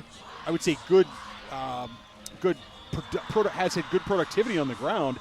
Where have the big plays come from, Mike? It's all been in the air. Yep. They've been long passes where the Wildcat defensive backs have either been victimized or fallen off their coverages or just been outrun.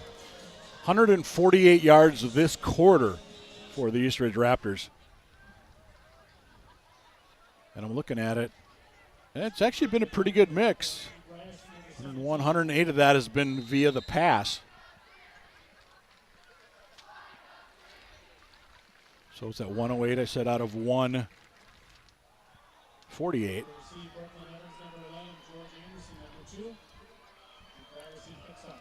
Eagan will take the ball at their 20-yard line.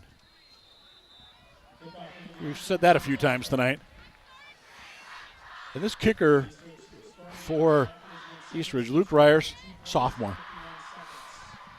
And I remember his older brother, outstanding kicker, went on to Gophers for a while. And I saw Grant, I think it was a 55-yarder in a playoff game a few years ago. Just a tremendous leg for a high schooler. And boy, this kid sure got a similar look. And I asked Dan Fritzy about it, and he just smiled. So 1:17 to go. East Ridge now up by 7.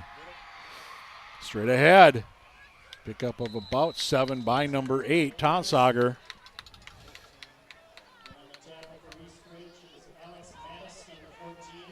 14 on the stop for East Ridge. Alexander Mattis up from his defensive back position.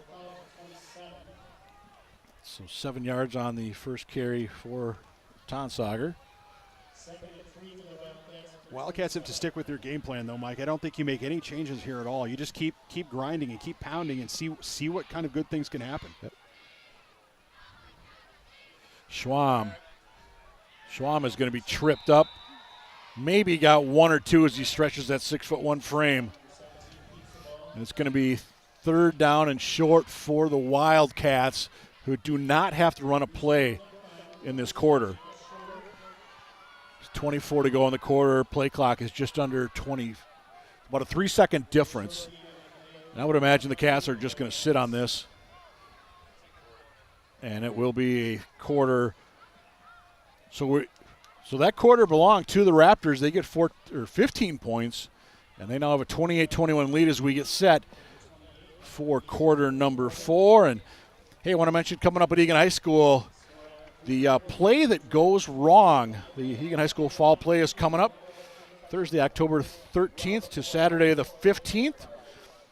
The synopsis, the fictitious Cornley Polytechnic Drama Society presents a play within a plethora of disasters befall the cast, including doors sticking, props falling, and floors collapsing. Cast members are seen misplacing props, forgetting lines, missing cues, breaking character, having to drink white spirit instead of whiskey, mispronouncing words, stepping on fingers, etc., etc. Tickets available on the Eagan High School website. Again, the play that goes wrong, October 13th to the 15th, the fall play here at Eagan High School.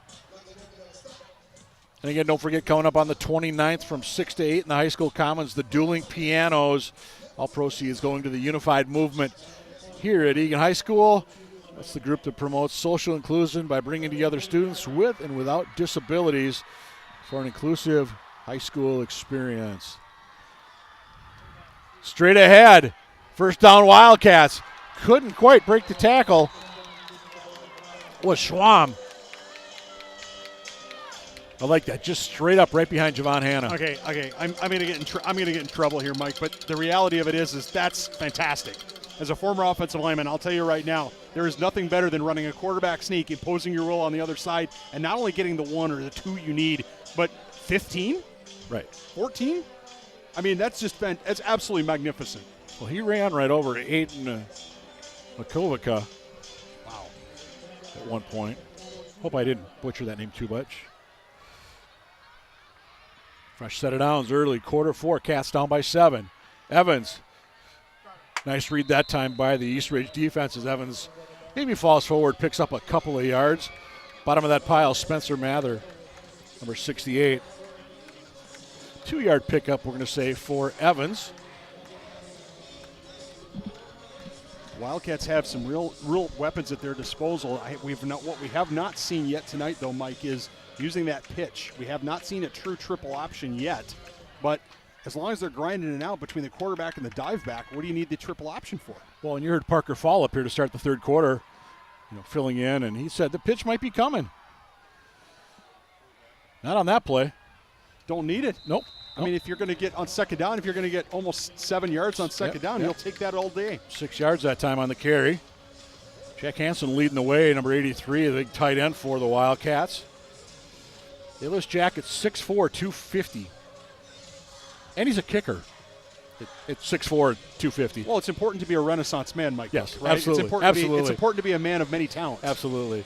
He's probably going to be in the play. The play that goes wrong.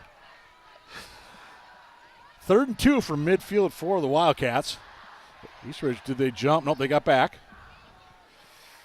Long count by the Wildcats. Tonsager, first down Wildcats. Again, nice surge by that Eagan offensive line. Tonsager loses his helmet, so he's going to have to come out for a play. But credit Cole Will, the sophomore, number 57 in blue. Key block there. Tonsager just basically runs right up his backside. And it's going to be first down Wildcats at the 45-yard line. Well, if you're the Wildcats, that's what you just saw in the replay, ladies and gentlemen at home. If you're watching, if you're from East Ridge or from Eagan, you're watching that going, okay, that's what the Wildcats want to do. That was a big pile of humanity moving north, and that's not a good thing if you're the Raptors. Great for the Wildcats. Actually, going to spot the ball at the 47-yard line. Bottom line, changes it, move, fresh set of downs. Counter, Gage, his first carry. And he's going to maybe lose a couple of feet, maybe a whole yard. Oh, Ashton Poole read that very, very well. He saw the counteraction and knifed in to take down the runner, but nicely done that time, staying at home and doing your assignment. I mean, taking away the counter. I mean, the counter is supposed to be set up with all the other work, all the other dives, all the other work that gets done, and so that counter is supposed to be open. Well, that time Poole said, not on my watch. Brooklyn Evans back under center this time. Gage straight ahead. Wasn't Gage. I'm going to guess that's Tonsager once again. Moses leading the way. Esser in there as well. 37 on the stop is Jacob Schroeder for Eastridge. First time we've called Jacob tonight. And we've got 3rd and about 7 upcoming for the Wildcats. Remember what I said earlier about the offensive line. The longer they're successful and as the game wears on, it's starting to wear down that defensive line a little bit. I mean, the offensive line right now, I mean, Eastridge knows the Wildcats are going to run the football, but they're having some trouble stopping it. Straight ahead. Tonsager is going to get near the 40-yard line, but it's going to set up 4th and about 4. Interesting decision here for Nick Johnson and the Wildcats.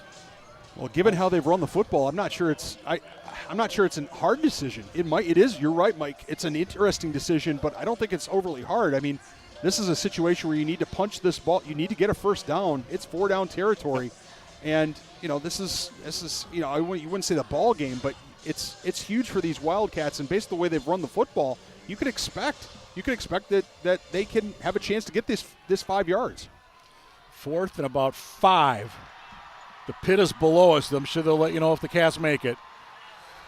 Schwamm, he's hit as he throws. Picked off by Eastridge. Number 28 is Cale Wieselman. Good pressure. I didn't see who that was. It came from the backside. Let's take a look. Watch Schwamm. Somebody comes from the – there it is.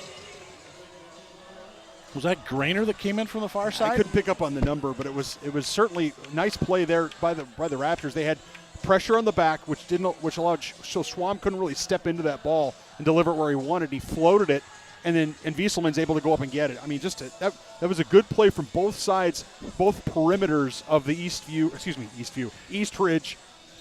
defense. As you look at the Eastridge student section across the way, again, USA themed for them. Same with the pit on the home side. I know you've got Eastview on your mind because that's who the Cats have next week. Make that little, 8 or 9 stoplight trek down to Eastern Apple Valley. Huge drive here for both teams. Eastridge looking to probably salt this one away. Far side. That's Flamino, if I could say it. Cat had my tongue for a second. It's going to pick up maybe 1 that time. All right, ball security, very important for the Raptors. They're going to pass the ball. They're going to continue to pass the ball when they need to, but they feel like they can complete those passes, but they're going to have to be careful with ball security just the way the Wildcats would need to if they were in the reverse situation. Clock goes inside 7 minutes. Dare I say in regulation. Dare.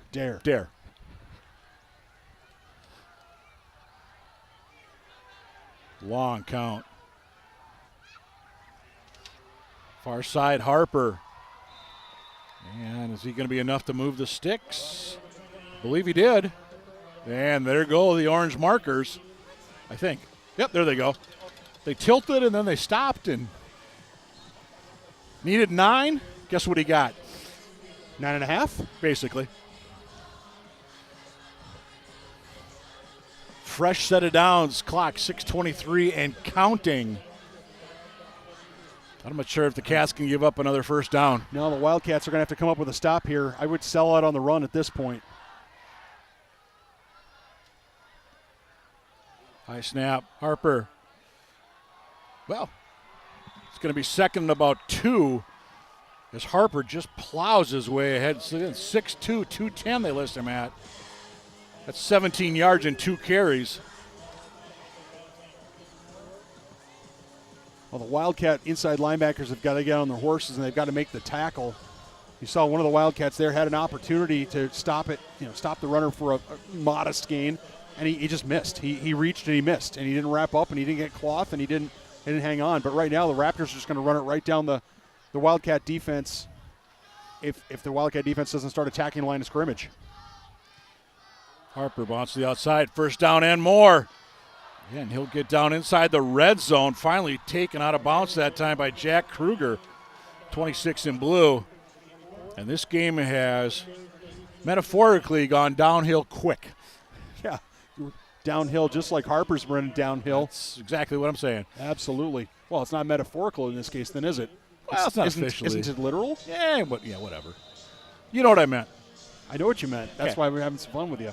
Thank you. You're welcome.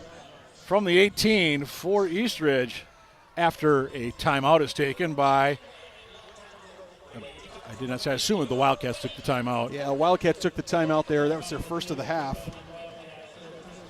Hey, I want to mention we've got the All-Star crew helping out again tonight here on ETV. Of course, he's Nathan Cronum, Mike Cook. They just give us microphones, but the people doing the real work is Joe Chupik is our producer-director. Aaron Thomas is on replay. That is the pit. Sarah Paulus is on graphics. Nick Mudd, Savina Cisneros, Kevin Miller on the camera. And I'm not sure which camera person has that shot of the pit, but thank you. That's a cool shot. I think, you know what? It's one of those, it was raining like crazy in that second quarter. You know, it's gotten cool out there, but the pit is still here. I'm not sure anybody left. Great student turnout tonight for the Wildcats. But now can their classmates get a stop? First down, East Ridge. Walker, and he'll lose some yardage. Cats think the ball was loose. He was down, though, however. Jack Kruger a time on the stop. The eternal optimism of a 16 or 17-year-old. They're trying to poke that ball loose, but no, that ball was dead. The whistle had blown. But that's the kind of play that the Wildcats need to have. They've done a good job now on first down with a loss of about 3 and change. Now East Ridge, I think they still run the football here because they're just going to. I think 3 more runs is what they probably are going to dial up. Or you could if you find Reeves in the flat, that's not a bad matchup either. But even if you run 3 times, let's say you get down to the 12 or 13. That's a short field goal for Ryerson, which would be pretty much a dagger. And we've got whistles aplenty. Timeout taken by East Ridge. Just a reminder, we mentioned the Wildcats. They are at Eastview next Friday the 30th. Not an ETV game. That's one of those pay-per-view kind of things that they have through, was it NSBN, I think, or whatever. East Ridge, they come home. They play some other team wears blue and white. Woodbury, I think it's called. Just kind of a battle going to take place between those two teams. And, we saw Woodbury last week. They've got George Bellos, a very fine quarterback. And, of course, you've got Tanner Zlonoski here for East Ridge. There might be a few footballs in the air in that one. And it was interesting. I asked Dan Fritzy before the game. I said, is there any sense of your guys looking ahead? He's like, absolutely not. He says they looked at the film and they thought Eagan outplayed Woodbury a week ago. So they know there was no looking past the Wildcats. And if you're a Wildcat fan, that's just nice to hear after a few years of, wanting to be everybody's homecoming opponent kind of thing. Zlonoski rolling. That's going to be out of bounds. And that'll stop the clock as well. 4:17 to go. Good defense by the Cats that time. They stayed on the defensive backfield, did a nice job of locking on. I was expecting to see a East Ridge Raptor in the flat wide open or running free, but he wasn't that time. Did a nice job and smartly done by the quarterback. Get the ball out of bounds, live to fight another day. Yes, it stops the clock, but at this point, again, as we pointed out before, Mike, it's 4 down. It's probably 4 down territory. Although, as you teased the field goal kicker, make it a 2-score game, but you've already had 1 missed extra point tonight. It's a wet field. Do you want another? Do you want to take that chance or not? Well, it depends on what happens on this play. I see your point. And they're going to run, which they wisely shall. That's number 29 again, Jalen Harper. He's been the workhorse here in this fourth quarter for the East Ridge Raptors. And we're going to see that field goal unit. We are. Well, credit to the Wildcats. They did come up and make the stop, Mike, when they needed to. Unlucky that they weren't able to force a turnover, but let's see if the Raptors can make this a 2-score game, really put the Wildcats behind the 8 ball. 35-yard attempt. Kyle Frent is your holder. Ryerson's got plenty of leg to get it there. Great angle there with your camera shot. Ryers on the way, and it is good. Yep, he curled that one just inside the left upright. 31-21 Raptors. That ball was hooking, but yeah, it was good. What a nice weapon to have. Well, honestly, Mike, from my perspective, that sure looked like it was definitely hooking left. And think of it this way: if that had been, this goes to show you how important those handful of yards here. Watch this replay. It's a great camera shot.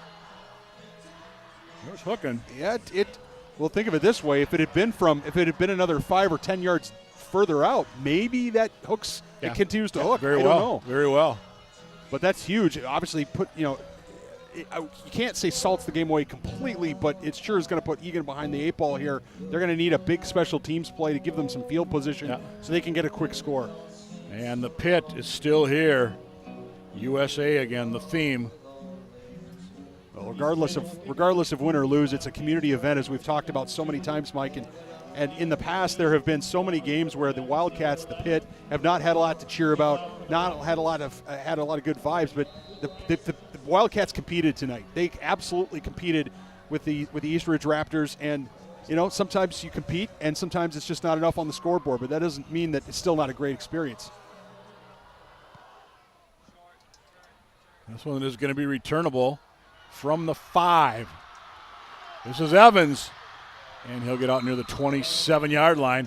There's a little bit of a seam, but it did close quick. Credit to Eastridge on that. Real quick, piggyback on something you said. It's such a community event, Friday Night Lights. Got to mention, Brick Oven Bus was here tonight at Finer Meats and Eats. A couple of food trucks. Become a big part of the Wildcat family this year, and will continue to be in case of the Brick Oven Bus and Eagan-based company and Finer Meats and Eats out of South Minneapolis. But thank you for being here once again tonight. Both of those outstanding food trucks. Absolutely outstanding.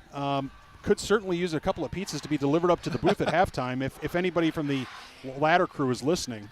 Except we're 3:22 to go in regulation. Well, I'm thinking for the 2 weeks from now. For homecoming, yes. Homecoming. Yes. Quick hurry up offense for the Wildcats. 2-yard pickup on that last play. Cats might have got away with a motion there. And it's going to be a minimal pickup, 3rd and about 5 upcoming. As the Wildcats hustle to the line. And then they retreat just briefly. It's taking a long time to get a play in. Well, this offense not exactly well suited, well designed for a quick 2-minute drill, but it is a measure of your competency and your planning to be able to execute one. So let's see what they pull off. 3rd and about 6. Keep Evans pitch near side Anderson, and that'll be a first down out at the 45-yard line. Nicely done that time. Well, you haven't used the pitch man all night, and now Anderson gets it. Picks up about 18 around the 14, end. Yeah. But again, Cats need to get moved. You think with 2:22 and counting, Cats need to be ready. Okay. Actually, clock is stopped at 2:23. Well, the clock was running. Yeah, it was. Even though they were out of bounds, I'm a little confused as to why that was the case. Straight ahead, Tonsauger, 2 yards. Just trying to set something up, maybe, but don't like that call if you're an Eagan fan. Well, the Wildcats have popped a couple, as we've seen, but I would imagine that the Raptors are going to say, fine, if you want to pop, we're going to take away the pop. We're going to make you throw the ball over us. Straight ahead. And it's going to be 3rd and about 3.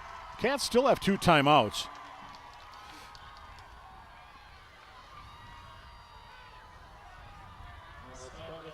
The ball spot actually is at the 48, not the 43, my bad. 6-yard pickup on that last carry. And it's going to be 4th down Wildcats. Nice job by the East Ridge defense. Charlie Byrne, first man in, number 6 in white. And the Cats have to take a timeout now. 1:31 to go. Well, they have themselves in a position where one heave down the field can create a potential score or scoring opportunity. And if that was their goal, then congratulations, they've achieved their goal. But it's taken, as you point out, Mike Cook, it's taken a long time to get here. And the offense is not something that you design to go down the field quickly, but you have to be able to move the ball a little bit other than just hitting that dive. And you saw Anderson, the pitch back, catching that ball. That was a nice play. And I don't know if they've been setting that up all night, but maybe they could have used it a few plays earlier. Hey, I want to mention real quick, I have something on my notes. We haven't talked about it yet, but last game out it was tackle cancer here in Wildcat Country. $2,600 was raised for the Randy Shaver Cancer Research Fund, and I understand there might be a little more yet to be contributed. So thank you to the Eagan fans that took part in that tackle cancer. Cats straight ahead. Tonsager bounces to the outside, stays on his feet. Down inside the 20.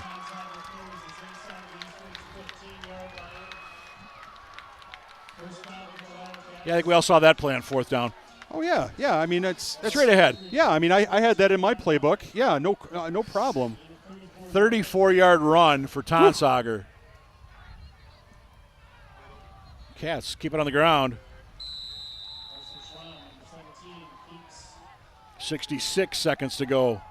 Cats, Moses, a little slow to get up. Hannah, Cats have got to hustle.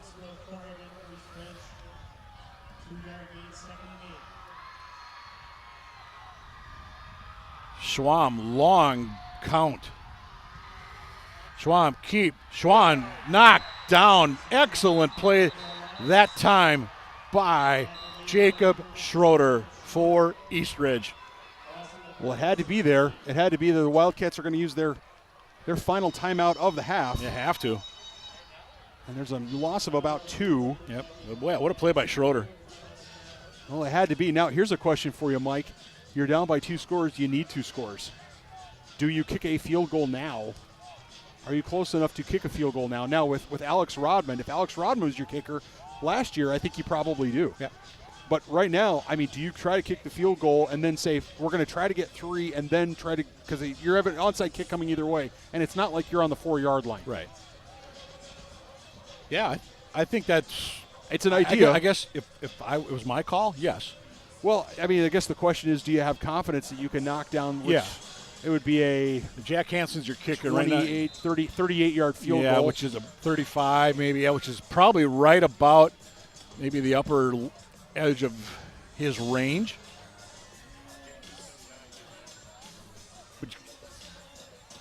But you also got to remember, Cats don't have a timeout now. They do not. So if they're going to run the football, they're going to have to really run to the line. I mean, you would think you've got to throw this one obviously to the side, or well, they can't even get that lined up correctly.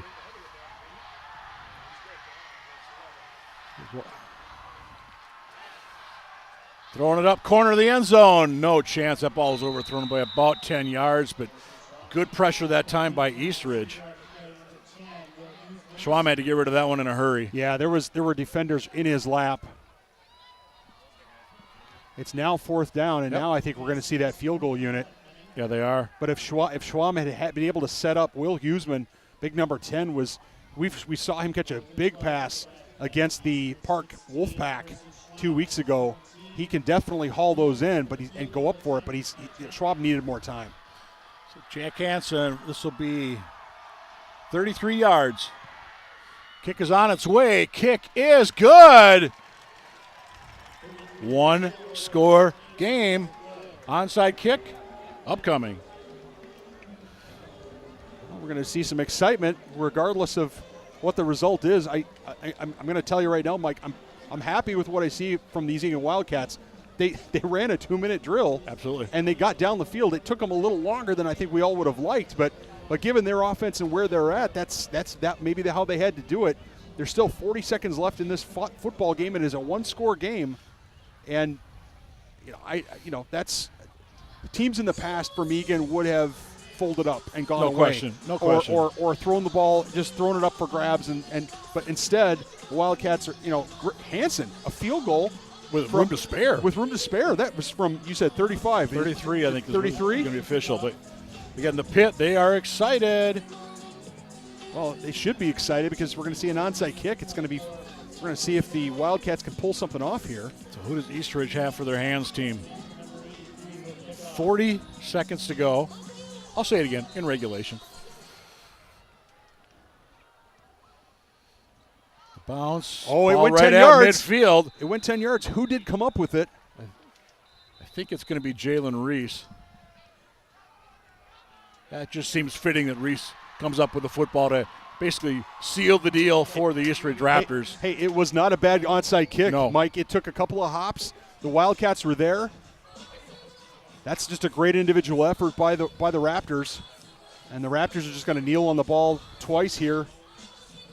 So Kneel on the ball twice in victory formation, and the Wildcats are going to go to 1-3. But I like what I see out of this Wildcat team. 100%. I mean, they brought it tonight. They gave these Eastridge Raptors all they could handle. Quick snap. Oh, yeah, that a false start. I think it was on the snap. Okay, I think it was kind of a jerky snap. That's a snap infraction. Yes. That guy's going to be doing extra push-ups tomorrow in practice. I can guarantee you that. Something he might be doing before he gets on the bus. That's I'm negative. Not sure. That's -5 style points. Certainly, that's not how you do victory formation, young man. That one's a little cleaner. Yeah, that worked. That worked. And Eastridge will have to snap this one more time, and they're going to improve to 2-2 on the season. Again, they've got Woodbury at home Friday, September 30th, 7 o'clock over at Eastridge High School. Yeah, and you know that one will be a packed house. Wildcats, they're going to go down to Eastview, and actually they are not going to have to run another play. Wildcats are going to head down to Eastview with a 1-3 record, but Nathan, as you said, kind of a deceptive record. I mean, yes, Rosemont trashed them in week 1. You can trash Park in week 2, but then you lost by 9 to Woodbury. You lost by 7 to Eastridge. The Cats they've got something going, and it may not be showing up in the win-loss column quite yet, but you can definitely see the improvement. No, absolutely. The Wildcats have a lot to build on. They're definitely going in the right direction. Wildcats disappointed that they're not walking out of here with a victory, but at the same time, what did they do tonight? They ran the football well. They did a solid job of tackling more often than not. Still gave up too many big plays through the air, but that's, again, a work in progress. Special teams worked out for them tonight. No major special teams challenges. A solid field goal for Hansen. Nicely done by the Wildcats tonight. And again, well over, I have to go back and look at the numbers, but they had 257 or so yards at halftime. They had probably a good 200 yards plus in the second half, Mike. And so that's, anytime you can gain almost 500 yards of offense, you're doing something right. Yep, absolutely. So Eastridge outscores the Wildcats 18-3 in the second half, adds up to a 31-24 win for former Wildcat Dan Fritzie and the Eastridge Raptors. That's going to wrap things up here in Wildcat country. Tough loss for the home team. Be back here on October 7th. Hopkins Royals coming over. That'll be homecoming 2022. So on behalf of the entire ETV crew, he is Nathan Cron. I'm Mike Cook. And we say thanks for being with us. We'll see you in a couple of weeks for Wildcat football on ETV.